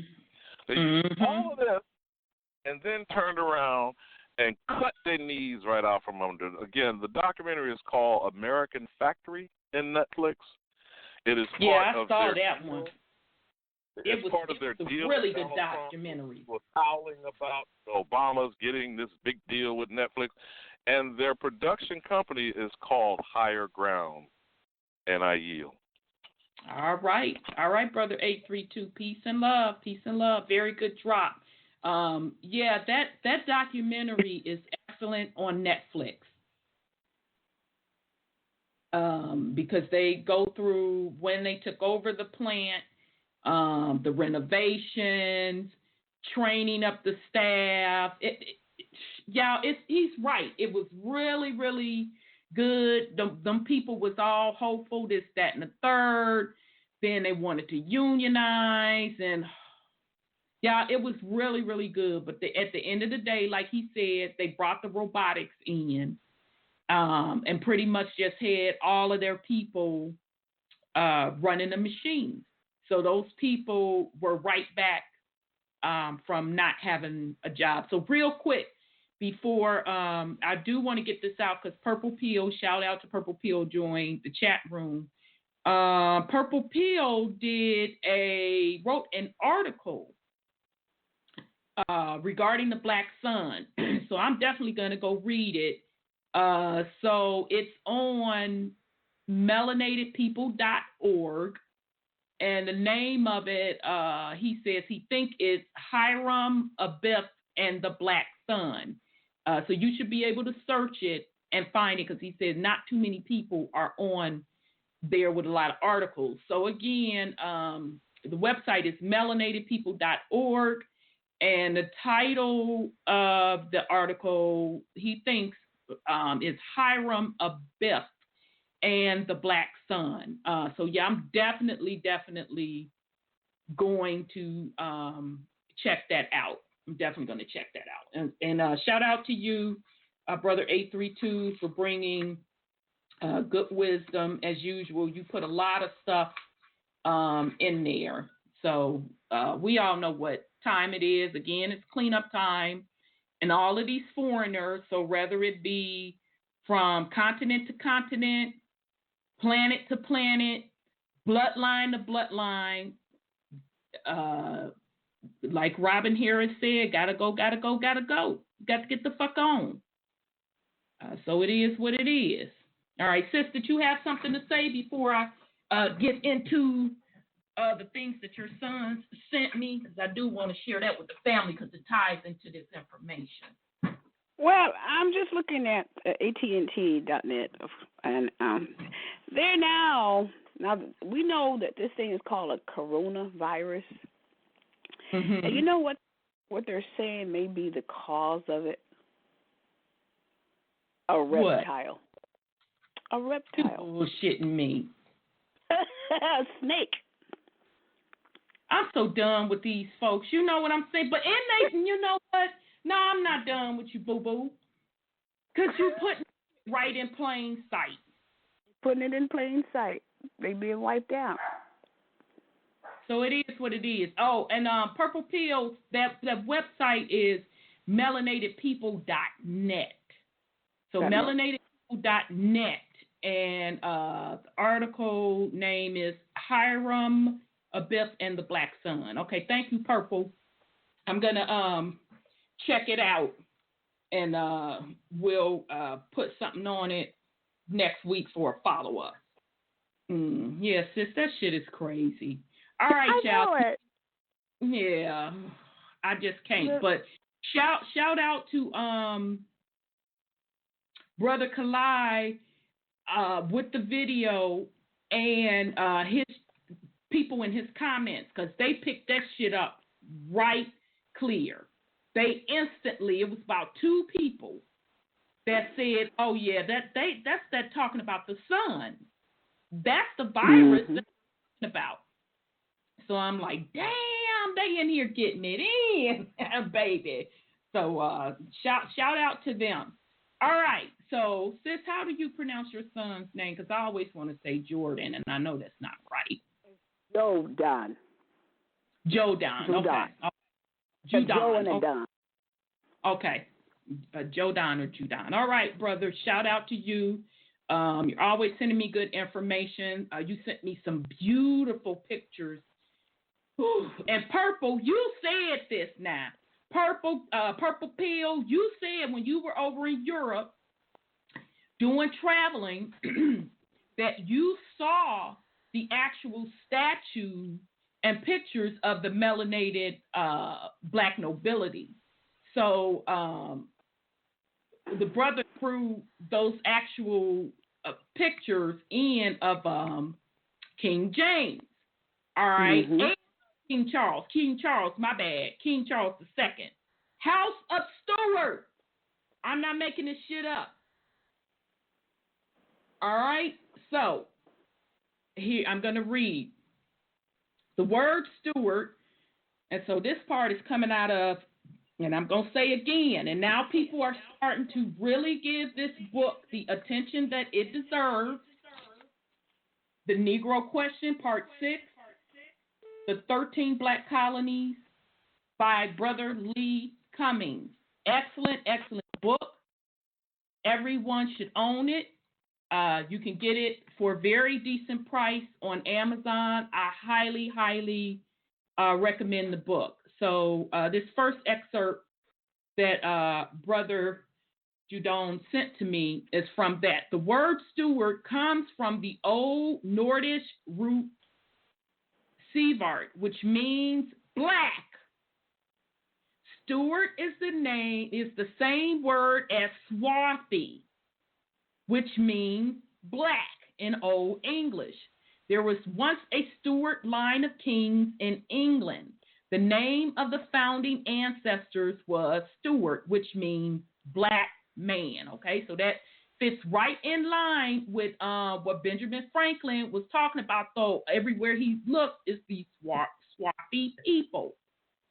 Okay, so the next one is, I'm trying to read that. Is that a is? Okay, it's son to King Charles II by the Duchess of, oh shit, Brother Sean. The Duchess of Cleveland. Now that looks Wow. yeah, ain't that some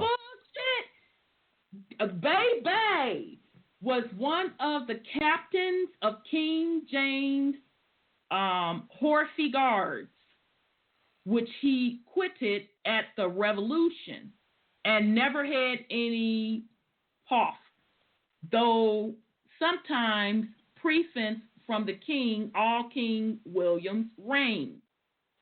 On the Queen's accession to the throne, he was made comfortable of the Windsor capital. So y'all see, and that could be Windsor capital, and Lieutenant General, and had my Lord of Oxford Regiment of Horse. He is a man of honor, nice in paying his debts and living well with his neighbors in the country, does not much care for the conversation of men of quality or buffonets. So it's a copy of a book, y'all. So some of the words I can't make out all the way. Is a tall black man like his father, the king. Okay. All right, I'm trying to get through this. And by the king to France to congratulate the marriage of Duke of Burgundy. I don't know what that is. Okay, he is a gentleman every way, de bon natural, well-bred, does not love buffonos, whatever that is well affected to the constitution of his country. He is of black complexion, not too tall as the Duke of Northumberland, yet very likely King Charles, turn of 30 years old. So they're about to go into another Duke Charles Fitzroy, Duke of Grafton, is Grafton to King Charles II and son to the heirs of Bennett, Earl of Arlington. Okay, so now we know where that word Arlington comes from. Is a very pretty gentleman, has been abroad in the world, and zealous. All right, so another one, Charles Lenos, Duke of Richmond, is son to King Charles II by the Dutch chiefs of Portsmouth. He was carried by his mother into France in the reign of King James and left France in the reign of King William, when he declared himself the religion and constitution of his country. He is a gentleman, good-natured to a fault, well-bred, and hath many valuable things in him. Is an enemy to the Buffonists, very credulous, well-shaped, black complexion, much like King Charles, not 30 years of age. Okay, so he's just, the brother is just pointing out King Charles II, who he shows a statue of with this long-ass hair, and it's very, very thick. So almost, it could even be like locks, where people that have locks, if we want to curl our locks, all we have to do is wash them and roll them up, and that shit lasts for a week. Or he could just have thick, long, wavy hair, but you can't mistake that jawline and the motherfucking lips. This is definitely a statue of a melanated man, and it says King Charles II, House of Stuart. All right. So remember when we read that charter week before last, that was issued by him for Georgia. All right. And a lot of the charters in the Americas, you're going to see his name on them. All right. King Edward VIII of England on a British Indian coin. All right, so he provided me a picture of Edward, and there is no mistaking about it. It's a melanated man, because he got a short, low haircut and a beard. Okay, a side profile. No mistake that it is a melanated man. All right, so this fake shit that they're giving you with King Edward VIII as being Caucasian, nah, bruh. Nah. That's why they give you those paintings. But they're hiding the coins, the statues, and all of those paintings. A lot of people said they are in the archives of different museums that's hidden. Or some of them, they altered them and painted over them, painted them white, because if you look at some of the pictures, the artist fucks up, and you can see the swarthy in the fingers, because it's hard to paint over some delicate fingers. All right. So anyway, King Edward VIII of England on a British Indian coin. Yes, he was king. This is a quote coming from 17, and I'm not sure if this is the one. No, I don't think you read all of this, sis. This is a quote coming from the 1751 essay, Observation Concerning the Increase of Mankind, written by former U.S. President and inventor Benjamin Franklin. I gave the link to the essay below so you can read the entire essay. So we're just going to read an excerpt. We've read this essay before, but just a quick little recap because we're not making this shit up. All right? I read the second half. The second half that you. Half. Yeah, the second half of that half. article right there. Yeah, I already read it. Okay, all right. So it says, which leads me to add one remark. that the number of purely white people in the world is proportionately very small. All Africa is black or tawny. Asia, chiefly tawny. America, exclusive of the newcomers, wholly so. All right, so I want to get this clear to the Iberians that's calling yourself indigenous to the motherfucking land. He said tawny, exclusive of newcomers. And in Europe, the Spaniards, Italians, French, Russians, and Swedes are generally of what we call a swarthy complexion, as are the Germans also. The Saxons, only excepted with the English make the principal body of white people on the face of the earth. He didn't say just in the motherfucking Americas. He said on the face of the earth. So that means that white folks were not in rulership in the seat of power, and they were the minority. Hey, did you notice the word face of the earth? Go ahead. The face of the earth. Why did he say the face of the earth? Why you think he said it, sis? I'm going to take a swag of my water. From in the earth. It's an interesting point. I could wish their numbers were increased. So again, like I've been telling y'all, like we've been going through with the series, and we concluded this in the Black Nobility series, that it was for the come up when that change of power happened. So sis is equating it that it was starting during that 1811 comet, or was it a comet, sis, or was it a meteor? I think it was a comet. You'll see the paragraph. The last one shows it was a comet. Okay, a comet. All right. It's when the power shift started to happen, and I say because the research shows that the total change of power did not happen. So meaning from those melanated kingdoms to the Caucasian kingdoms until the late 1800s, early 1900s. And while we are, as I may call it, scoring our planet by clearing America of woods, right? So I'm going to say again, those that did that by clearing America of woods, you have to answer for that.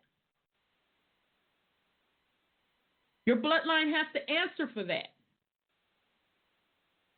And whom gave you permission to do it? I don't give a fuck whether it was the black nobility. I don't give a fuck if it was the indigenous people to the land. Have to answer for that. And so making this side of our globe reflect a brighter light to the eyes. Now, I'm not making this shit up. This is what blood says. And so making this side of our globe reflect a brighter light to the eyes of inhabitants in Mars or Venus. Why should we, in the sight of superior beings, darken its people? Why increase the sons of Africa by planting them in America, where we have so fair an opportunity by excluding all blacks and tawnies of increasing the lovely white and red? But perhaps I am partial to the complexion of my country, for such kind partiality is natural to mankind. So that's the part that sis read. The 1751 Benjamin Franklin essay proves that Europeans are newcomers to the Americas, and that the old world was swarthy, dark.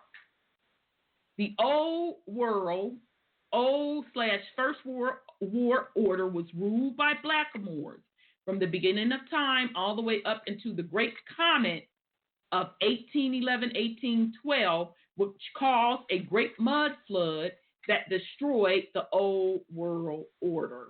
Okay. All right. So, brother, thank you so much for this information. And it still just freaks me out that blood, talking about some they cleared the motherfucking land. So the inhabitants in Mars or Venus.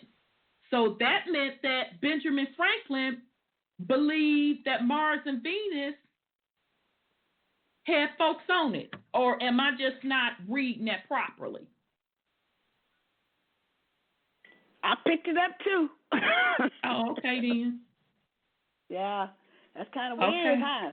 Straight out yeah. That's why they get off this planet. They want to go back home into their own.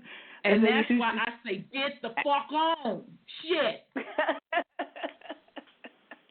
They want to hit it. Goddamn, they can't do it fast enough for me. Well, you know, the disaster, they have to get out for here before the disaster happens. Yeah, I agree. Yeah, then they're stuck and dead. So that's why Elon Musk is doing all his recruiting for the Mars flights. Right.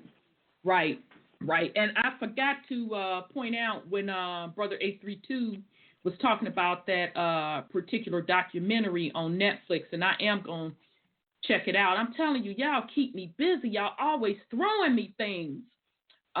Universe. So that Universe series on Netflix, I'm going to definitely check that out. And when they were talking about the sun and the sun cycles, and Brother 832 was talking about the states of matter, all right? So solid, liquid, and gas, but the one they don't talk about is plasma, because that's also a state of matter, all right? So I'm surprised, Brother 832, even in that documentary, that they even admitted that the sun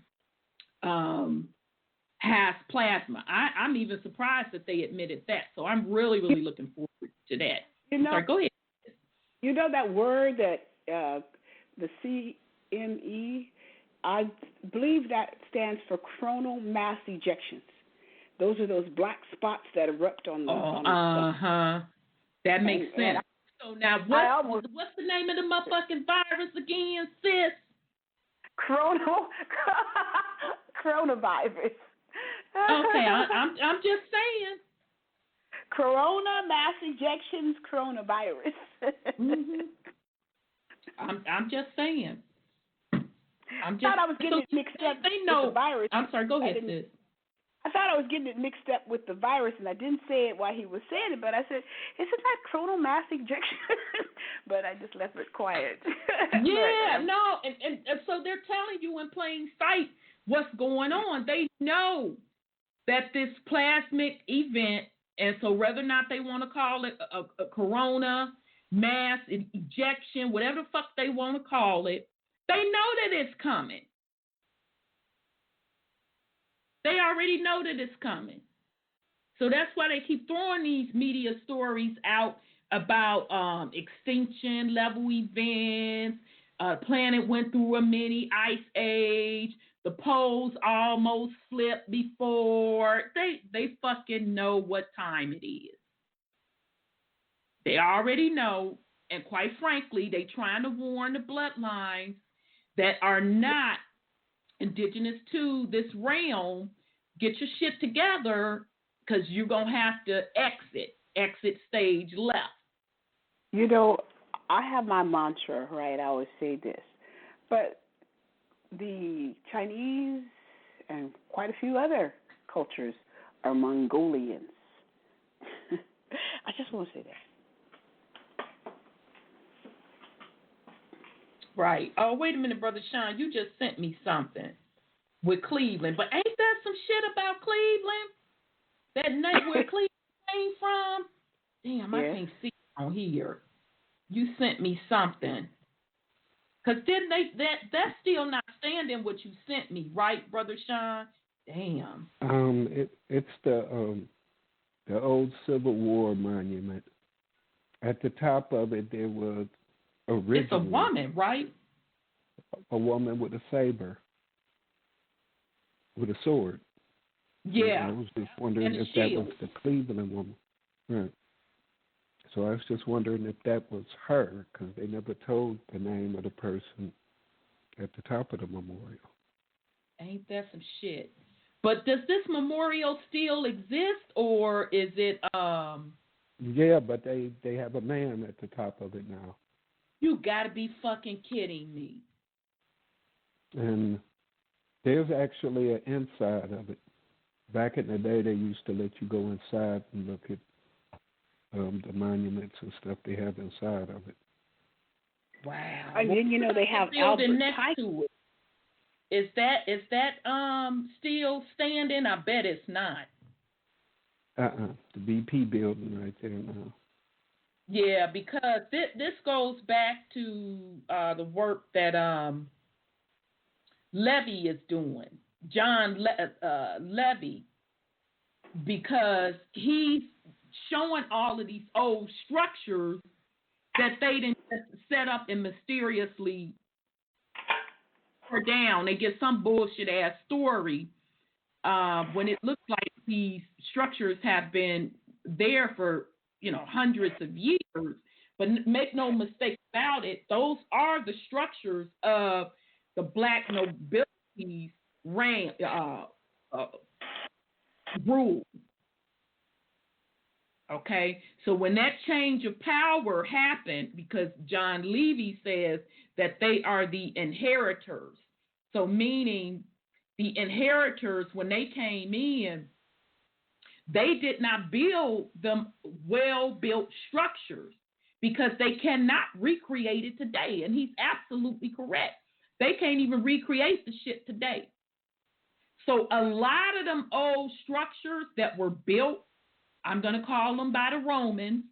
By the Romans, they tore that shit down because they were revising history, okay? Because they had to fool the world to make the world think that the Caucasian whites were ruling those particular kingdoms.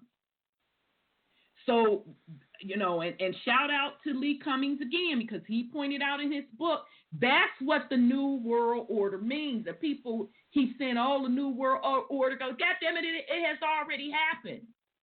The New World Order was ushering in the Caucasian onto these different thrones, but they were an inheritor from the black nobility. So that's why a lot of those structures either had to be torn down or, like Brother Sean said, they switched out the statues. And if you don't believe it, if you see some of them older buildings, pay attention, because you can see where they switched out statues because the shit looked newer than the original building, and the plaster or stone or whatever you want to call it is not even the same. It's totally different. So go ahead, sis. You know, Cleveland, Ohio, was where the mounds were that they did the most burying of things. Even in the, I think it's World Fair, they had buried all the mounds in Cleveland. So Cleveland must have been, Ohio, must have been a very, very, it was a large center of civilization. And I think, if I can't remember correctly, it was considered the greatest, largest civilization in the world. But they buried it. Well, yeah, because I mean, when we were reading the Giants of Bashan, I mean, they told us what the script was, how the Romans came in and pretty much built on top of those mounds and sacred sites. So you had the Greeks coming in the Romans, Romans, same fucking shit. But anyway, came in and built on top of that, because the structures that you see, all of those, what are they calling them? The star forts. The star forts that are by water, that was taking advantage of like the natural energy or the natural ley line, that was built on top of ancient structures of the indigenous people of the land. Right. So why I always say yes. It's all of the buildings from the Black nobility period. Yes, beautiful. It's pretty. It looks great, but they built on top of indigenous land, and they had to tear down a lot of the trees and the plant life to do that shit. So at the end of the day, I have to look at that for what it really is also. But very, very interesting. Thank you, brother, for that information. So last week we were reading. I'm sorry, go ahead, Brother Sean. I mean, if people just think about it, these people allegedly went from the wild, wild west to skyscrapers. Right. I mean, you see when they first came over here, they was having hell putting together a wooden hut. Yeah, and John Levy pointed that out in his last video. I was straight rolling because he showed a picture of the Roman structure, and then in front of that was like the wooden hut structures, and he's like, yeah, kind of like what my house looked like, and I kind of chuckled to myself. But yeah, you're absolutely right, Brother Sean. Yeah, because you look at them construction pictures, they got a horse and buggy, and somebody's supposed to believe that y'all done built this big old structure with a horse and buggy and a hammer, right, and shovel. Right. And why can't you recreate the shit today? Because you never created it. Exactly. It's not even in their DNA. Exactly. But as you said, though, all that shit was built over trees. And that's right. Well, where trees used to be. And I'm willing to bet that those were the giant trees. Ancient trees. Yep. That's right. Wasn't these trees we looking at today? Right. The giant trees, children. Yeah, absolutely. So, absolutely. Because their architecture and everything is, I guess you could say, scientifically perfect, does that make it more valuable than the trees and all the life exactly that was lost creating these giant cities? Right. They took pride in that stuff and lost it all. Yep. And now they watching their pets pretend to be them. Yep. Because horrible none of them job are pretending. at that. Right, because none of them are pretending to be indigenous people. The only motherfuckers trying to pretend like they're indigenous people is these fucking mongrels. Yeah, they need to get the fuck on with the bullshit. But that's on them. Keep on pretending. I mean,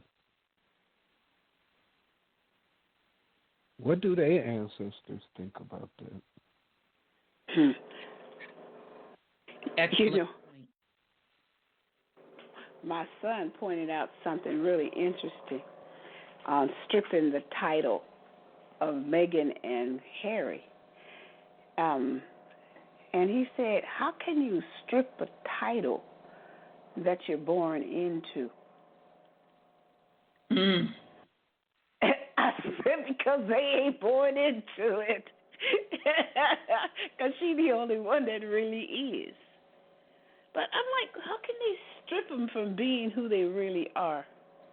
So that was a really big mistake on their part to, put that out there like that, because I guess they're just angry and they're not thinking that you can't take a king and make him a pauper, or a queen and make her a whore. So, which is what queen means. But but they stripped her and him from their titles because they don't. They're such. I hate to say it on television, fakes. They don't even really know what royalty is. They don't know it's part of your blood, the blue blood. You know that the real blood. The bloodline. It's not a title. It's who you are. Right. It's who you are. I think that they do know, but they gonna ride that shit to the end, because frankly, they knew shit. They was trying to do the come up. But like I said, I was applying it to melanated people, but it applies to Caucasian people as well. You better be fucking aware of the titles that you taking on, because you're taking on that associate karmatic debt with that. So that's not going to be a pretty thing, because if these Romans did all of this fuckery, and Caucasian people then set up and took on these titles and sitting on the thrones of stolen shit, because it's at the end of the day, I don't give a damn if it's a melanated ass or a Caucasian ass sitting on them thrones of other folks' indigenous inheritance that you done took. You got a fucking answer for that. And for the destruction in the process of Mother Earth and her people. You got a fucking answer for that. So by default, Caucasian, since you want to hold that title, you gonna get what they fucking getting. So I hope you enjoyed your, how many years is what, the 1800s, late 1800s up to now? That 200 or 300 years. Well, whatever the fuck the number is. 200 something. Yeah, I hope you fucking enjoyed it, because you got an answer for that. You got an answer for that.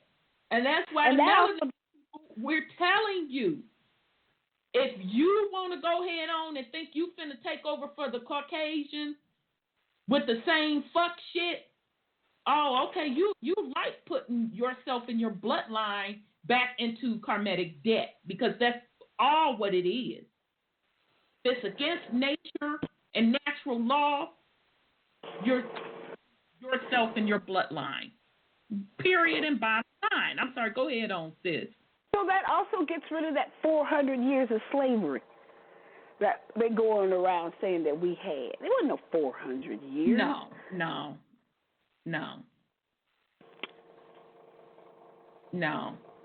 Not the way they said that it was. No, not at all. Couple of things. Purple Pill says soldier. Damn. Soldier, soul, SOL, plus die, DE, plus R. So you get that? So those of you that's repping that title of soldier, better peep game. Yes, police are soldiers too. Absolutely the fuck they are. All right, and then the other thing, Sis Cheryl, because she sent me two things. I just caught her email. And yes, sis, I got to go back and look at Dane Calloway put out a new video about Harriet Tubman. So I got to go listen to it. I tried before they went on the air and got distracted with other things. So I'll go and listen to that. But sis goes, coronaviruses are named for the spikes that protrude from their membrane, which resembles the sun's cornea or corona. All right. So we telling you they talking in code. They're telling you what it is. Okay. So Sis Cheryl sent something related to what we were speaking on last week when we were going over Thomas Jefferson's shit. And we started going into the French and Indian War. And we started going into that because we wanted to talk about how the Louisiana Purchase came into play. All right. So After I finish this, we're going to jump back into the last part of the French and Indian War, and then pick back up with Jefferson and his fuckeries. So this is what Sis Cheryl sent. And this is actually related to the Georgia stuff. But to show you how the indigenous people's ancestors, or our ancestors, they ain't free from the fuck shit either now. Because I done said that out the motherfucking gate. They ain't free. All right? Not all. Not saying all. But some did sell out and cross their motherfucking legs. And was taking the trinkets of the melanated nobility and making motherfucking deals and letting them come on the land and cut down the trees and build those structures. All right? So, Georgia Indians in London. Oglethorpe returned to England, and I found out just real quick, y'all, Oglethorpe, if you live in Atlanta today, they have his university named after him in the city, where actually he really touched down in Brunswick. All right, so Brunswick, those of you that's familiar with Georgia, that's in between St. Simon and Tabby Island. So it's like really on that coast. All right. But, and they actually in Brunswick had a hotel named after him and built. And it was, Brother Sean built in that same style, that Roman style, very close to the picture that you sent me.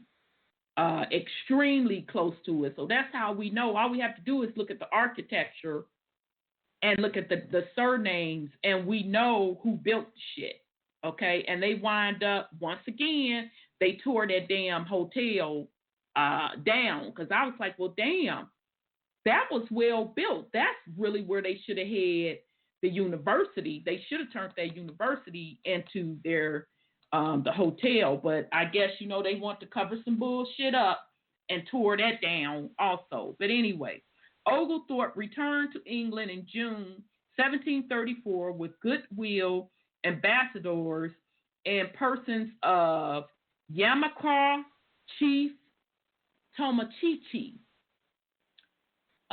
Seneca, his wife, their nephew, Tunahawi. All right, so there again, hugged up with the motherfucking Europeans.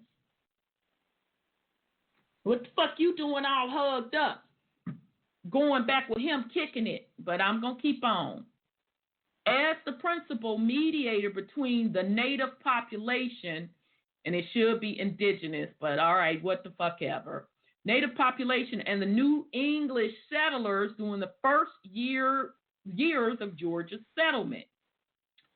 Tomochichi contributed much to the establishment of peaceful relations between the two groups and to the ultimate success of Georgia.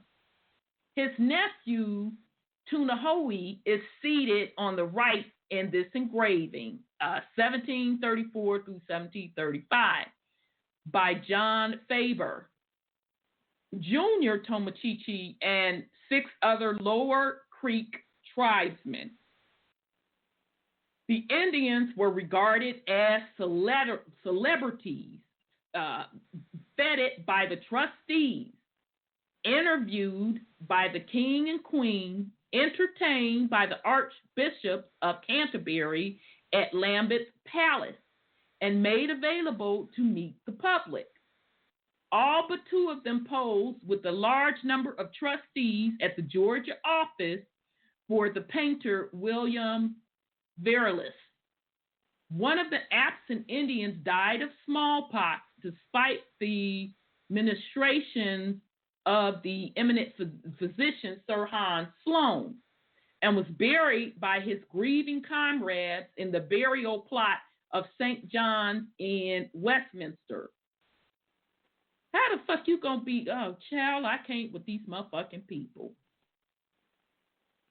So they didn't bring, as melanated people say, they didn't bring the body back home. All right, after performing their social obligations, the Indians became tourists, visiting the Tower of London, St. Paul's Cathedral, or Oglethorpe's Westbrook Manor, and Egmont's Charleston House, and enjoying a variety of plays from Shakespearean dramas to comic fairs or farces. So they over there motherfucking kicking it, negotiating and selling out their fucking people. All right, but I'm going to keep on. Salzburgers, Moravians, and Highlanders. Ooh, I got to take a sip, y'all. Sorry. The Indians departed on October 31st, 1734. With them went 57 Salzburgers to join the 42 families already in Georgia at Ebenezer. All right. So y'all from Atlanta, y'all know that Ebenezer name. I'm going to leave that right there. You know where the fuck that Ebenezer name reigns supreme. Auburn Avenue, that's all I'm going to say on that. All right? So let's go on. All right. Oh, shit, I done lost my place talking crap. All right. In 1734 and 1735, two groups of Moravians went to Georgia. As pacifists, they opposed during military duty and left Georgia by 1740. After delivering the Indians and Salzburgers to Georgia, Captain George Dunbar took his ship, the Prince of Wales, to Scotland. Dunbar and Hugh Mackay recruited 177 Highlanders, most of them members of the clan Chatton in Inverness Shire. In 1736, the Highlanders founded Darien on Georgia's southern boundary, the Altamaha. I know I'm mispronouncing that river, but it runs actually through Brunswick, if I'm not mistaken. Dunbar subsequently served as Oglethorpe's aide in Georgia and in Oglethorpe's campaign against the Scots in 1745. Okay, so just so I won't lose my train of thought. So hopefully you all are getting the flow of what's going on, because we done took and told y'all that there's no way that a Caucasian could have just showed up on these shores and conquered swarthy people. All right? So now we done found out that it was actually melanated folks that showed up and then kicked it, befriended, and then they started sending Caucasian folks over here. But bottom line is they were invited into these particular shores, all right? And you had these different, quote, quote, chiefs, all right, who by right did not have the inheritance to the land because it's through the woman, but they sitting up making deals and negotiating, all right? Because the indigenous people of the Americas, the land is through the woman's bloodline, all right? Not that Roman shit who is matriarch. All right. Let me see. Let me see. Did I do that? All right. I lost my place, y'all. Bear with me here. Fellow trustees. All right. I may be trying to find it. During Columbus.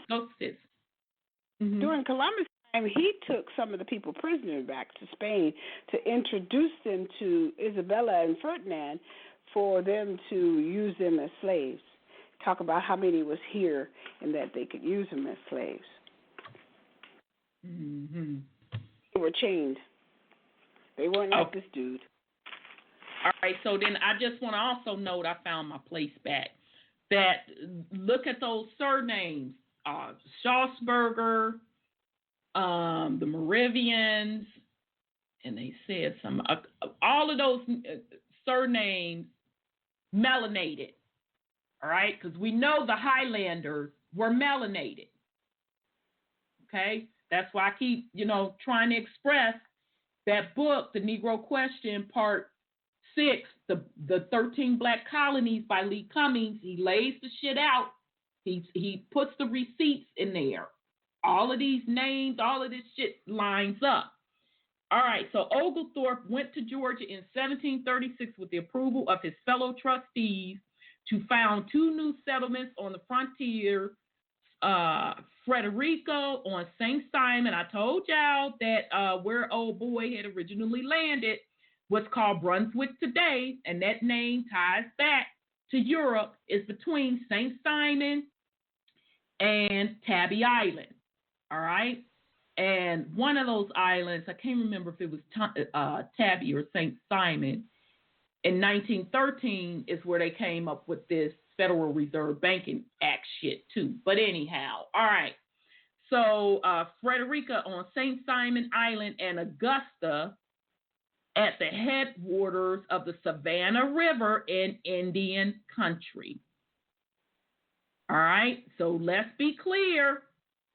They're telling you that all of that was Indian territory. All right, both places were garrisons by troops. In 1737, Oglethorpe returned to England to demand a regiment of regulars from a reluctant Walpole.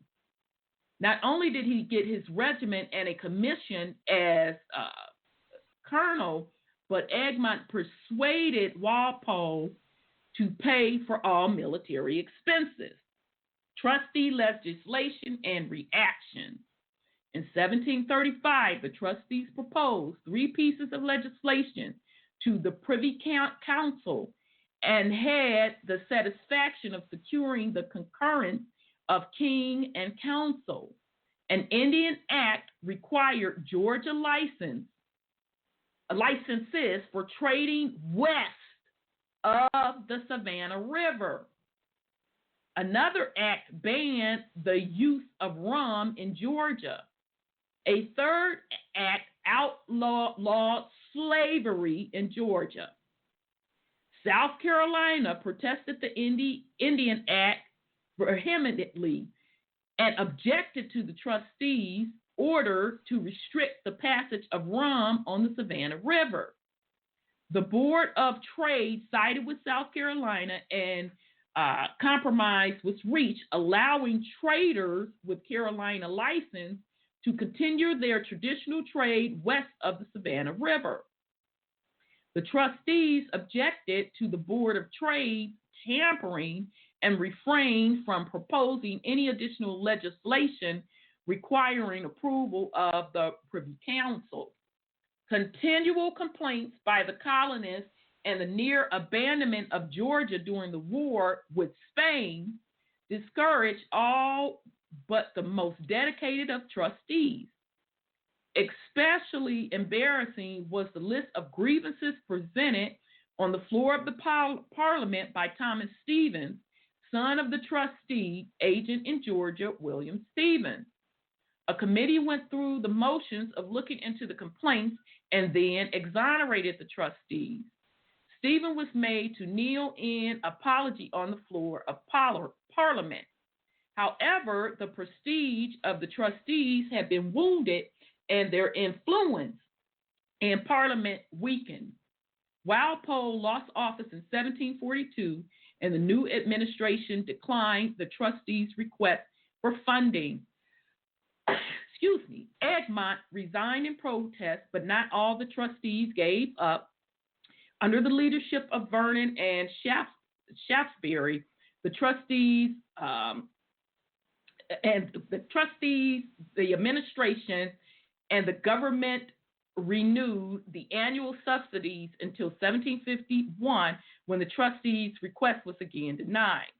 Oglethorpe returned from Georgia in 1743 and never again showed the same enthusiasm for the work of the trust. Because remember, it was said in the White Trash book that he got into a fight and somebody shot his motherfucking wig off. We're about to go into overtime. So those of you in the chat, if you want to continue to join us, you are going to have to dial in. Trying to get the number, y'all. It should be 929-477-3858, 929-477-3858. You have less than a minute. If you're not going to join us all so much, I want to thank G.D. Thompson 42, Scotty Saturn, Purple Peel, Wokista. Shout out to all of you. You all threw a lot of great knowledge as usual. And please come back and join us again. So peace and love if you're not going to join us into overtime. Thank you so much. All right. I'm almost done with this, y'all.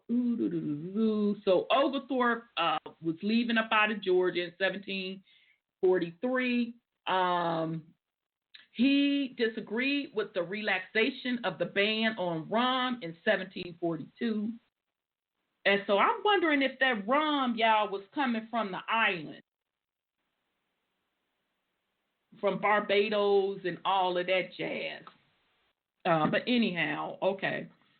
So he disagreed with the relaxation of the ban of rum on 1742 and with the admission of slavery in 1750. Okay, because remember, as we read in White Slavery, that he wanted Georgia used as like a test case or a model for the come up of the white indentured servants. So if you have slavery, cheap or free labor undercutting the indentured servants, they're not going to be able to come up in society. So he went to ask the king to let him have a couple of carved out acres of what is now called Georgia, but it was part of the Caroline territory, to kind of test out this particular colony. All right. And then greed set in among the Europeans, and they pretty much overrode all of that. He engaged in an unfortunate argument with the trustee over expenses.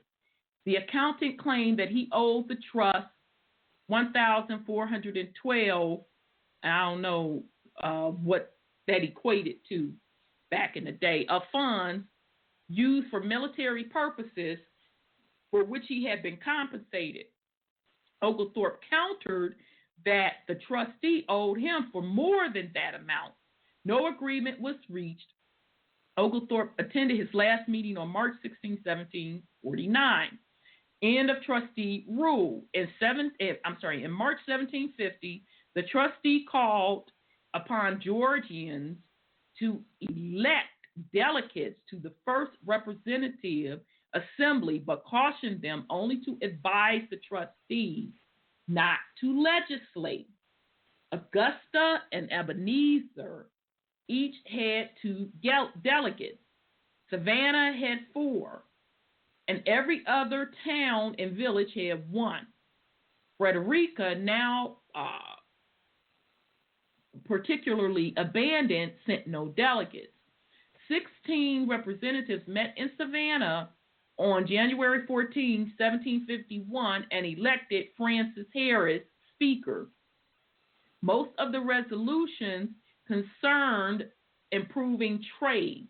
The delegates showed maturity in requesting the rights to enact local legislation, and they opposed any annexation effort on the part of South Carolina. The trustees attended to permit further assemblies, but the failure of Parliament to vote a subsidy in 1751 caused the trustees to enter into negotiation to turn the colony over to the government a year before the charter expired. Only 4 members of the trust attended the last meeting on June 23, 1752, and on the original trustee only, James Vernon, persevered to the end. So thank you, Sis Cheryl, for that great follow-up. Georgia Indians in London. I do want to say real quick that I, once again, just want to point out that when this stuff was being set up by the melanated nobility of Europe, that they very well knew that the indigenous people, aka the Indians, were not a part of their charters, not a part of their statutes, codes, any of that. What I suspect that happened, the more that the melanated Europeans started marrying into the bloodlines of the indigenous, that they started demanding to fall up under those Roman statute codes and laws, because they wanted those certain benefits.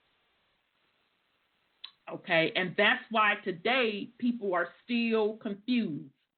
They want to say they indigenous on one hand, but they hold in a fucking stack of statutes and codes in another, saying what somebody's supposed to do do for them under those statutes and codes. So that's just my take on it. So I'll pause in case Brother Sean or Sis, you all want to put something on it before we move on. I mean, it's just interesting how everything is coming out. Yep. But people not paying attention. No. And they literally repeating the same shit and thinking the shit is new. Mm-hmm. And we sitting here shaking our head like, this shit ain't new, number one, and number two. You repeating the same fucked up cycle. So you still ain't purged that shit out your bloodline yet, huh?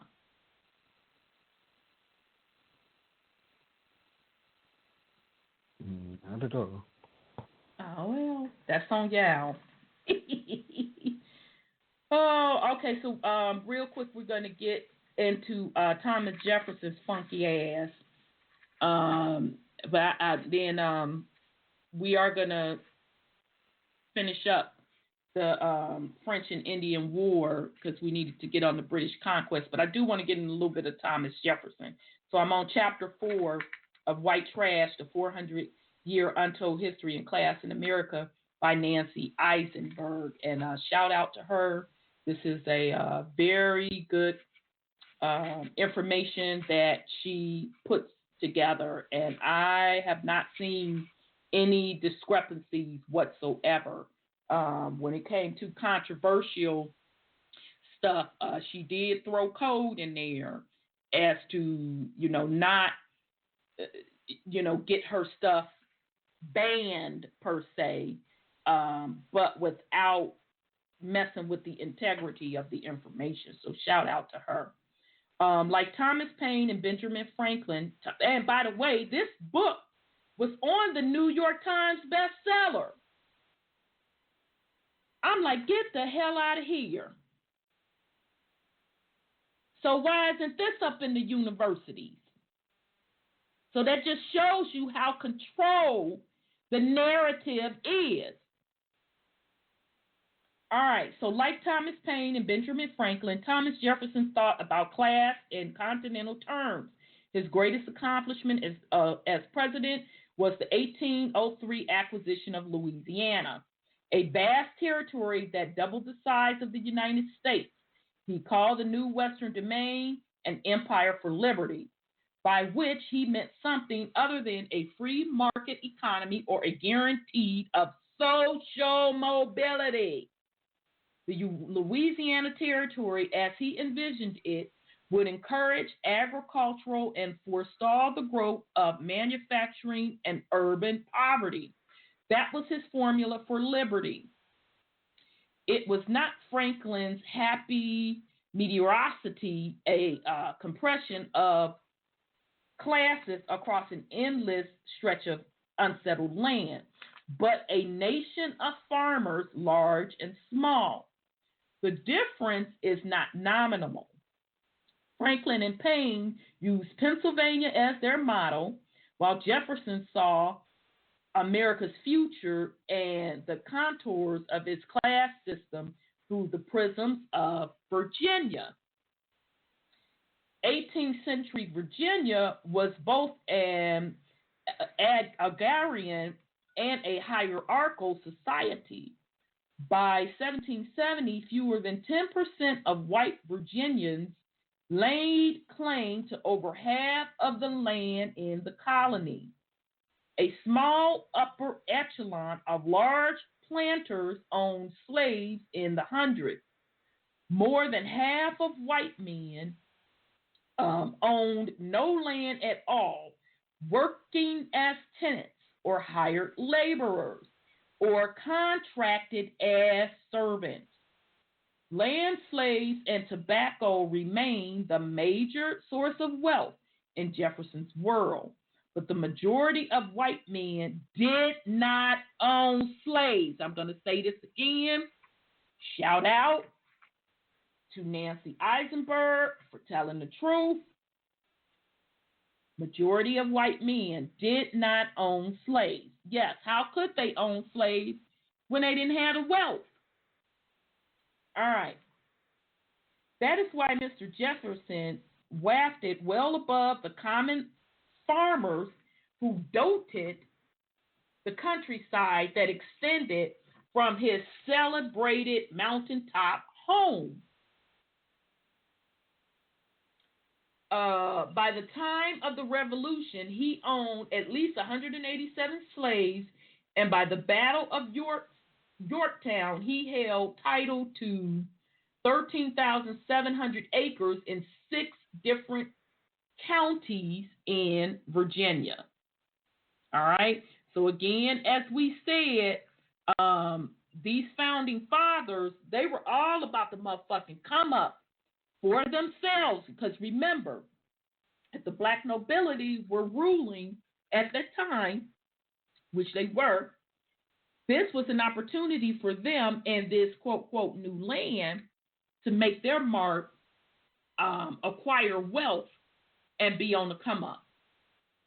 All right, 727, I'm coming to you. So you just got in the queue.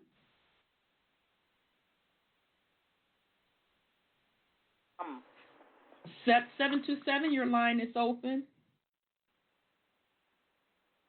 Uh-oh, maybe you didn't mean to get on. 727, your line is open. All right, sweetie, I'm going to mute you back. I'm assuming you didn't mean to get in the queue. All right. I think that's Cheryl. Oh, is that sis?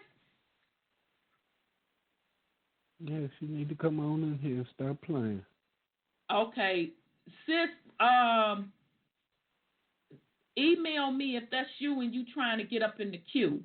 Because if you are, I can't hear you. So email me or email Brother Sean if you're trying to get in the queue. Because I'm going to start back reading.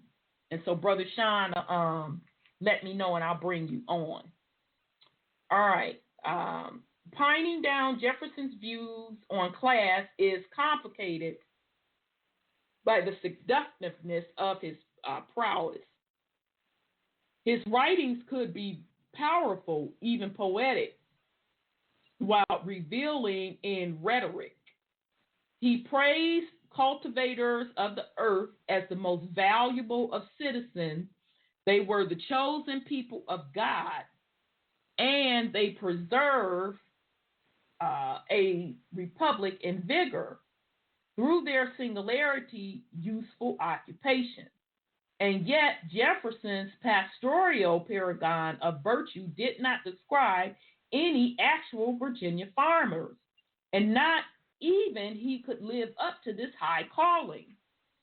Despite efforts at improving efficiency on his farms, he failed to turn a profit or rescue himself from mounting debt. In a 1796 letter, he sadly admitted that his farms were in a barbarous state and that he was a monstrous farmer. Things continued downhill from there. Though we associate Jefferson with agrarian democracy and the yeoman class, his style was that of a gentleman farmer. As a member of the upper class, he hired others or used slaves to work his land. He did not become an engaged farmer until 1794. He experimented with a new technique taken from his readings and kept meticulous records in his farms and garden books. He owned the latest manuals on husbandry, because remember, husbandry meant caretakers of the land, all right? So again, there's some European bullshit, all right, with that patriarch. Latest manuals on husbandry, there were 50 in Monticello's library. He could ignore what didn't spark his curiosity. His dislike of the vile weed of tobacco, which he kept growing for financial reasons, led him to admit in 1801 that he never saw a leaf of my tobacco packed in my life. For the most part, agricultural improvements fascinated him, and he did design a new plow with its moldboard at least resisted. In 1794, hoping in large and small ways to modernize American farming. The irony is that Jefferson's approach to improving American farming was decidedly English and not American at all. No shit, Sherlock.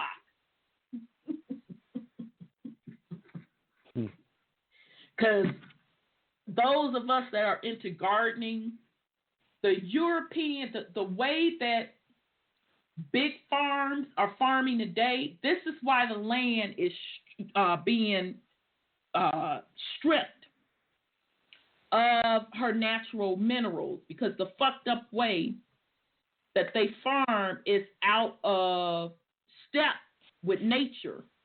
All right, so they farm with the rows and plant the same shit in the rows, and then they had to learn, oh, well, we got to rotate the crops. Well, that's not how the indigenous people plant. The indigenous people, number one, they look at nature and they mirror nature. So, for example, just one quick example, they call it sister planting. So, for example, you would plant some corn, and then next to the corn, you would plant string beans or any type of beans. And then you would plant some type of squash, all right? And you're doing it that way because the squash, the big leaves of the squash is going to block out the weeds and the bugs, and then the beans provide nitrogen to the soil, to the plants, okay? So in other words, the American or the indigenous planted in harmony with the environment, okay? So now that this European fucked up agricultural bullshit has pretty much stripped the soil of the nutrients, which is why they keep having to come up with all of these damn pesticides, all right, to combat the fucked upness that they have created. Now you have a movement within farming, and it's not the big people, because they could give a damn. They all about profit, which is why another reason the nutrients are depleted in the food, which is also fucking with people. But there's a shift now with the smaller farmers, and like the backyard farmers were, we're using what they're deeming permaculture, which is only a slick way of saying you're mirroring how nature naturally plants stuff. All right. So you have the tall trees, the shorter trees, the bushes, and then the plants, and it mimics literally a forest. Okay. All right. So I just wanted to point that out because they didn't know what the fuck they was doing, because everything they do is against nature. All right, shit, I lost my place. I didn't know how to farm, blah, blah, blah, blah. All right. The irony is that Jefferson's approach to improving American farming was decidedly English and not American at all. The books he read and the kind of husbandry he admired came primarily from the English tradition and British improvers of his day. His decision to raise wheat so as not to be completely dependent on tobacco, coupled with his plan to introduce merino sheep into every Virginia country in order to produce a better wool, were attempts to correct what his fellow improver, George Washington, lambasted as slovenly habits in farmers of their state. Virginians were far behind the English in their use of fertilizer, crop rotation, and harvesting and plowing methods. It was common for large planters and small farmers alike to deplete acres of soil and then leave it fallow and abandoned. We waste as we please was how Jefferson gingerly phrased it. All right, but that's the European way. Because isn't that what they do? They go around taking indigenous people's shit, clearing the land, putting these structures up, calling themselves motherfucking farming, and then still deplete the lands because they're not in tune with nature. Jefferson knew that behind all the rhetoric touting America's agricultural potential, there was a less enlightened reality. For every far-sighted gentleman farmer, there were scads of poorly managed plantation and unskilled, small and tenant farmers struggling to survive. How could slaves who did most of the field work on Virginia's plantation assume the mantle of cultivators of the earth? For Jefferson, it seems they were mere tillers. Tenants who rented land they did not own, and landless laborers and squatters lacked the commercial acumen and genuine virtue of cultivators too. In his perfect world, lower-class farmers could be improved just like their land. If they were given a freehold and a basic education, they could adopt better methods of husbandry and pass on favorable habits and traits to their children. As we see, however, Jefferson's various reform efforts were thwarted by those of ruling gentry who had little interest in elevating Virginia's poor.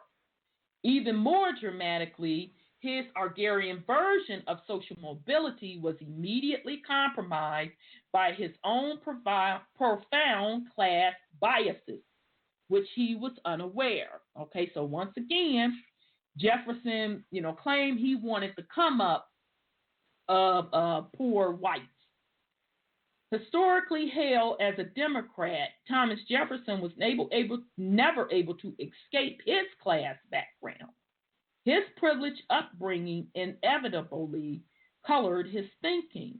He could not have penned the Declaration of Independence or been elected to the Continental Congress if he had not been a prominent member of the Virginia gentry. All right, so just real pause. Let me keep my hand so I won't lose my spot. Remember when we went over that first Continental Congress? We read through them names. Melanated folks. Melanated European folk. Let me be fucking clear. We're holding those positions, right? The first presidencies were melanated folk, all right? This was prior to the 1776 shit. So the whole fact that they're saying Obama was the first melanated president is a lie, because there were out the gate the Continental Congress, and even before the Continental Congress, melanated folks held that seat, all right? And even after 1776, there were a couple of mulattoes that were passing, what we call passing in the melanated community. So meaning you can pass for Caucasian, but you really have melanated bloodline in you as well, that held the seat of presidency before Pres oath, all right? And particularly Lincoln, which Pres O admire very much.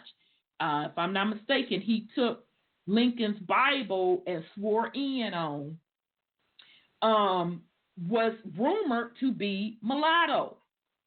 Now, interestingly enough, when I read you all a couple of weeks ago a follow-up on Harriet Tubman, because Brother Lee Cummings told you that Harriet Tubman was a Ross, which ties to the Stewart, which is that melanated black nobility bloodline, that she was freeing her own people while she was over here. That's what it was about. She was getting the Rosses and the Stewarts up out of slavery situation. All right. But the follow-up, that article that I ran across on Facebook, talking about that house in New Jersey, I think they're selling it for $50,000 too, y'all. It's either Jersey or New York. That Harriet Tubman and one of those stewards, but they have renamed themselves Seward, Seward. He was also listed on the ship manifest coming over to the Americas. Exact fucking name, William H. Seward. He was a steward. He was rolling with Harriet Tubman. And that house that they're selling for $50,000 was used in the Underground Railroad, okay, which was really, in her case, she was freeing her people. Well, William H. Seward was in the cabinet of Abraham Lincoln. So we can't make this shit up, all right? Okay, so here we go. Oh, shit. I hit my hand there and then run in my mouth, then lost it. Bear with me, family. He was a Democrat, blah, blah, blah, blah. All right, let me go back up. He could not pen. Okay, he had not been in prominence. He had the advantage of an education in the classics, and was trained in law and letters in the elite college of William and Mary. He collected books, amassed 6,487 volumes, proficient in Latin and Greek. He enjoyed Italian, read Old French and some Spanish, and was also versed in the obscure Anglo-Saxon language. Right? Remember, we told you, even that Anglo-Saxon empire was melanated. All right? So I'm just speculating here. He was probably had some type of melanation in his bloodline in order to be that well read, as they say, like that. That's very, very interesting. All right. So where else did I go? Shit, if I stop running my mouth, I won't lose my place. Okay, English, Spanish. To imagine that Jefferson has some special insight to the anxious lives of the lower sort, or that he truly appreciated the unpromising conditions tenant farmers experience, is to fail to account for the wide gulf that separated the rich and poor in Virginia. And Franklin thought of class as principally conditioned by demography, the human compulsion to seek pleasure and avoid pain. Jefferson described to a different philosophy. Though equally drawn to numbers and political arithmetic, he saw human behavior as conditional, plastic, adaptable across generations. It would confirm to shifts in the physical and social environment. If the hand of nature bestowed merit on some, so did local surroundings and the choice of a mate. But above all, what divided people into recognizable stations was the intimate relationships between land and labor. As he wrote in 1813, the spontaneous energies of the earth are a gift of nature, but man must husband his labor in order to reap its greatest benefit. In Jefferson's large scheme of things, class was a creature of topography. It was shaped by the bond forged between producers and the soil. By producers, of course, he meant husbandmen and landowners, not tenants, not slaves. The occupation he loved, the descriptors for the most delighted him, was cultivator. This word meant more than one who earned his bread through farming. It drew upon the 18th century idiom that arose from the popular study of natural history. To cultivate meant to renew, to render fertile, which thus implied extracting real sustenance from the soil, as well as good traits, superior qualities, and steady habits of mind. Cultivation carried with it rich association with animal breeding and the idea that good soil led to a healthy and hardy stock of animals or people. Proficiency in tapping the land's productive potential had the added benefit of improving the moral sense, which was what Jefferson meant when he described that the peculiar deposit of genuine and substantial virtue found in the breast of every true cultivator. In this way, the soil could be regenerative, much like a deposit of calcium marl, which educated farmers used to restore nutrients to the land. Okay, which is sad that they had to restore the nutrients to the land, because if they wasn't stripping them of fucking nutrients, you wouldn't have to restore them. All right.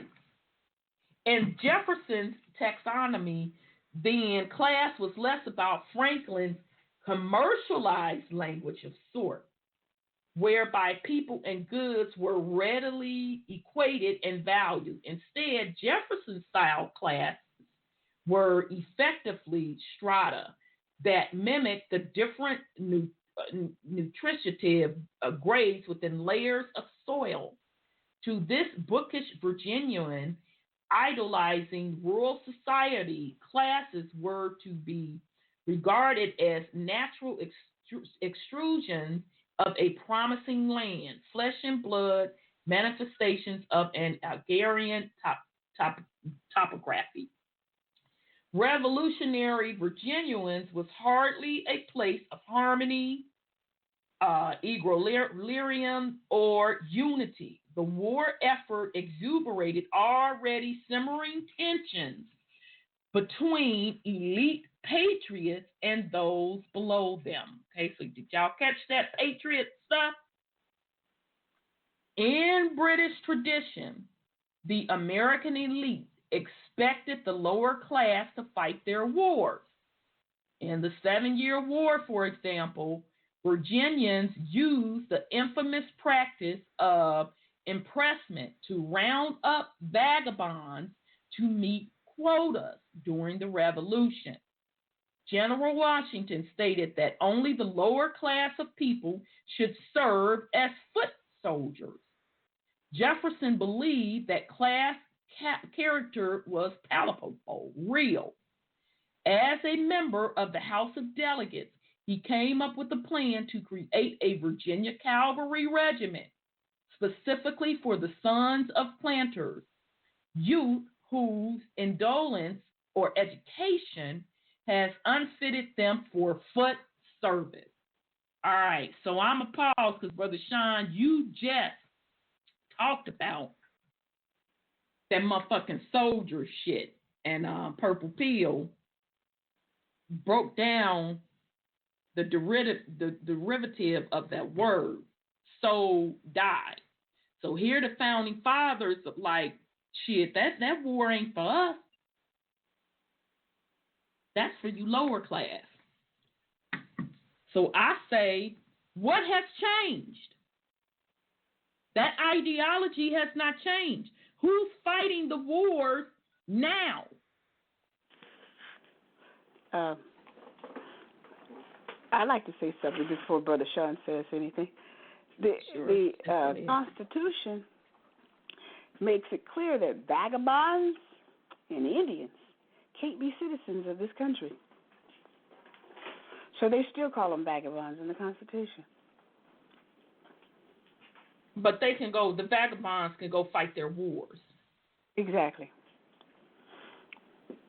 And, of course, one would assume that the vagabonds are us because they put it in the same No, the vagabonds were the white servants. Yeah, probably. And some of us, but they too. They put the Indians in there. Agreed. I mean, some would assume that the vagabonds were us, but they put the Indians there too. So now, Oh, I'm sorry. Go ahead, sis. I'm just saying. That's interesting how they put us in the same category now. Right. Now, interestingly, when we last week, I knew I was reading this French and Indian War for a reason. Because remember, they said that the 7-Year War was really a world war. So across the world, they knew that it was a world war because it was the French against the British and the Spanish all motherfucking involved. And so it was really a world war. But in the Americas, they did not pan that French and Indian War as a world war. Okay, they only put out the narrative that it was local. All right. You know, then you would look at Psalms 83, and it says they all came against us, all nations. So that would match that war that they had over there, that they said they all, fought and stuff here. But they don't tell us it was the World War at all. Exactly, because according to that French and Indian War, Wikipedia, we're reading, and we're going to finish it up next week. I wanted to get a little bit more into Jefferson. They were saying that the war broke out because they were arguing or fighting over the territories here. So in that Ohio territory and Canada and all of that, and they like, wait a minute, motherfucker, that's mine. And then it broke out into a 7-year world war. So, and that would also do Daniel, because Daniel says they came by the sea, and they came by the sea when they came here. They didn't go by no airplanes and shooting bombs. They came by the sea. So that would say that Daniel was sent for still true. Makes sense. All right. So as early as 1775, landless tenants in London County, or they said Loudoun County, Virginia, voiced a complaint that was common across the sprawling colony. There was no inducement for the poor man to fight, for he had nothing to defend. So in other words, what the fuck, which today should still apply. What the fuck you tapping me on my goddamn shoulder? But anyway, many poor white men rebelled against recruitment strategies, protested the exemptions given to overseas of rich planters, and were disappointed with the paltry pay. Such resulted in the adoption of desperate measures. In 1780, Virginia assemblymen agreed to grant white enlisters the bounty of a slave as payment for their willingness to serve until the end of the war. Here was an instant bump up the social ladder. All right, so did y'all catch that? In 1780, Virginia's assemblymen agreed to grant white enlistees the bounty of a slave as payment for their willingness to serve until the end of the war. Here was an instant bump up the social ladder. Here was the social transfer of wealth and status from the upper class to the lower class. But even this gruesome offer wasn't tempting enough because few took that bait. Well, damn, they like, get the fuck out of here with that. All right, so 2 years later, when the Battle of Yorktown decided the Battle of Yorktown decided the outcome of the war, the situation was unchanged. Of those fighting on the American side, only a handful of them hailed from Virginia. There were other attempts to mollify poor white farmers, and drafting a new constitution in 1776, Virginia rebels embraced freehold suffrage. Adult white men who were 21 and who had a freehold of 25 acres of cultivated land and were awarded the right to vote. Yet the same revolutionaries were stingy when it came to redressing landlessness and poverty. Jefferson proposed to lift up the bottom ranks, granting men without any land of their own 50 acres, and the vote was dropped from the final version of the Constitution. All right, so again, this is just once again showing you that this was all still about that elite upper echelon in that whole European kingdom. All right. Appointed to a committee to revise Virginia laws, Jefferson tried another tactic that aimed to shift the balance of class power in the state. He succeeded in eliminating primogeniture and entailed two legal practices that kept large amount of land in the hands of a few powerful families. His purpose was for the land to be distributed equally to all children in a family, not just the vested in the eldest male. Entailed, which restricted the sale of land, would be replaced with privately owned land grants. Meanwhile, the committee considered a proposal granting each freeborn child a tract of 75 acres as an incentive to encourage poorer men to marry and have children. Jefferson's freeholders needed children to anchor them to the land as an incentive to turn from their idleness. Okay, so that's that thing we continuously see with the idleness of the white population. They didn't want to work the land, none of that, because they weren't really benefiting from it. All right, and furthermore, once again, these motherfucking Europeans are divvying up land that is not fucking theirs and fighting over it. So here we go. But reform did not take easily. Virginia's freehold republic failed to instill virtue among farmers, the effect that Jefferson had fantasized. The majority of small landowners sold their land to large planters mortgaged their estates, and continued to dispose what was left of the land. They looked upon it just as another commodity, not a higher calling. Jefferson failed to understand what his predecessor, James Oglethorpe, had seen. The freehold system with disposable land grants, okay, remember them land grants were in them charters, favored wealthy land speculators.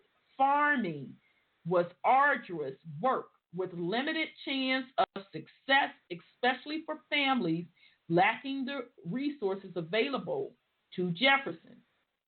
Slaves, overseers, draft animals, a plow, nearby mills and waterways to transport farm produce to market. It was easy to acquire debt, easy to fail land. Land alone was no guarantee of self-sufficiency. If the ruling elite at the Virginia Constitution Convention were unwilling to grant poor men 50 acres to become freehold citizens, they were quite content to dump the poor into hinterland. With the opening of the land office in 1776, a new policy was adopted. Anyone squatting on unclaimed land in Western Virginia and Kentucky could claim a preempted right to buy it. Like the long-standing British practice of colonizing the poor, the Virginians sought to quell dissent, raise taxes, and lure the less fortunate West. This policy did little to alter the class structure. In the end, it worked against poor families. Without ready cash to buy land, they became renters, trapped again as tenants, instead of becoming independent landowners. All right, so I'm going to sip some water. So now what has changed? I'll wait. Yeah, that's what I thought. Public education accompanied land reforms. In Bill number 79 for the general diffusion of knowledge, Jefferson laid out a proposal for different levels of preparation. Primary schools for all boys and girls, and grammar schools for more capable males at public expense. All right? So they telling you, y'all, how public schools came into existence. For the second tier, he called for 20 young geniuses to be drawn from the lower class of each county. Rewarding those with merit, he devised a means of social mobility in a state where education was purely a privilege of wealthy families. Writing of his plan in Notes on the State of Virginia, his wide-ranging unnatural history of his state, he chose a rather unsavory allusion to describe the reform. His handful of lucky scholars would be raked from the rubbish, leaving the majority to wallow in ignorance and poverty. Rubbish was his alliterative variation on the ever-present theme of waste people. He wasn't anticipating Teddy Roosevelt's Bunyan, I don't know what that is, Bunyan school allusion to muck-ranking journalists, but rather was invoking the older Elizabethan meaning of ranking the muck of a bad crop. The rubbish designation showed contempt for the poor, a sad reminder that very few were capable of escaping the refuse heap.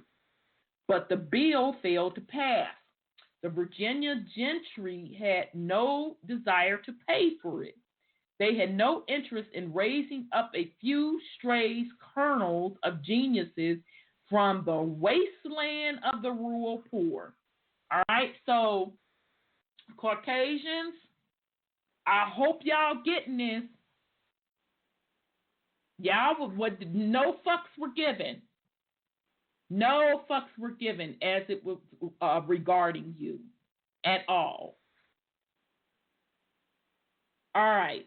The Education Reform Bill had little chance of passing, but its companion piece for funding workhouses did.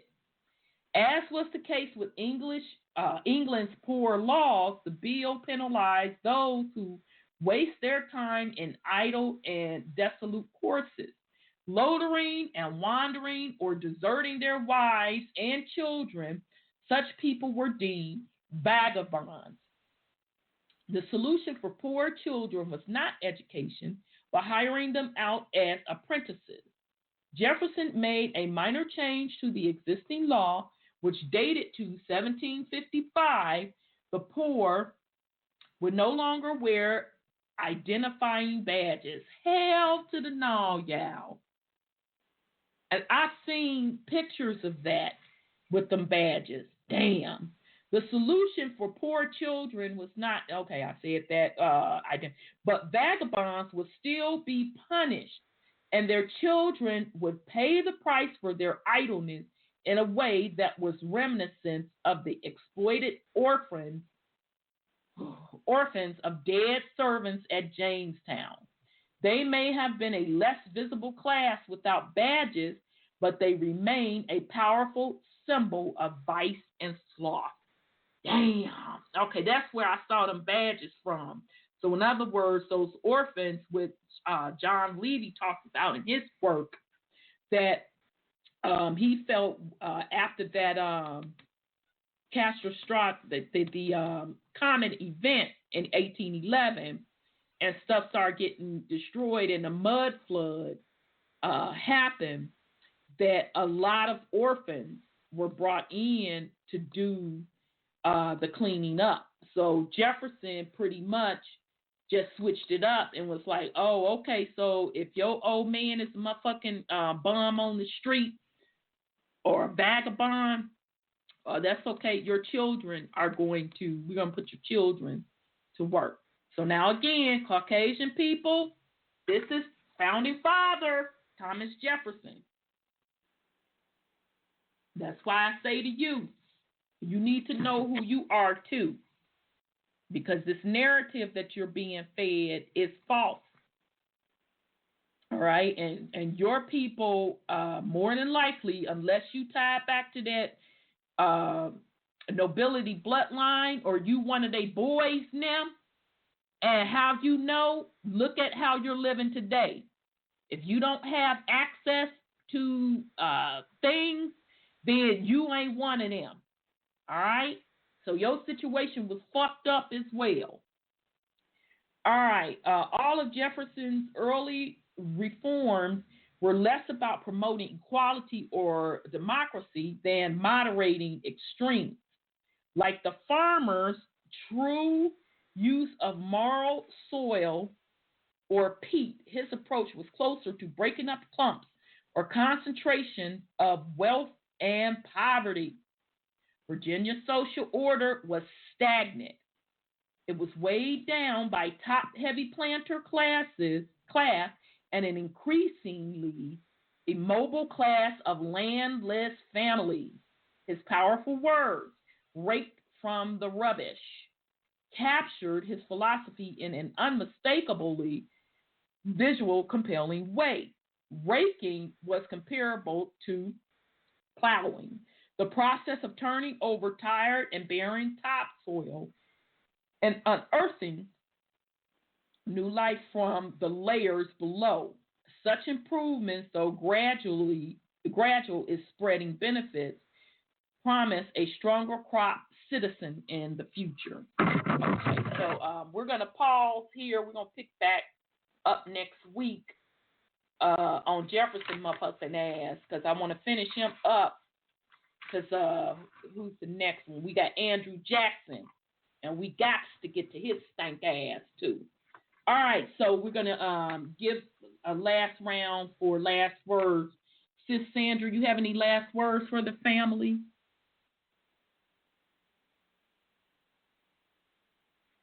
Well, the way I see it, America has been duped in believing they are Americans. See, because if you look at the census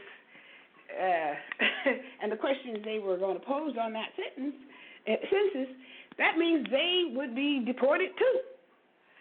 They're like property, and they're still here at the Queen's bidding and the Pope to do the work, and only a few are part of the royal head, so to speak. Exactly. So, because the Constitution is not for them either. No. Just like it's not for the Indians, it's not for them. So, nope. And so when they hate people because of their color, they hate you because of yours too. So pretty much because of their social status, absolutely. Yep. They're no better than the poor is poor, or the dark is dark, or the light is dark. Nope. No fucks. And he tells you that. He tells you that. That charter tells you that. Oglethorpe was trying to break that, but there was some that was greedy enough to maintain the caste system. That's basically what they call it. Absolutely, the caste system. Absolutely, sis. Absolutely, and it's still reigns. They use race as the cover story for the fucking caste system. Exactly. Very That's well. Exactly what.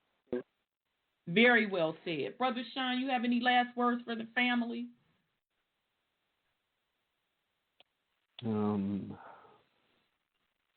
95% of what's in stores didn't exist when I was coming up. There are a lot of things that exist here that didn't exist when our ancestors were here. That is true. People now have accepted anything and everything, figuring we're all one. Yep. Where if there was no fall from higher frequencies, certain things wouldn't exist. So when you return to higher frequencies,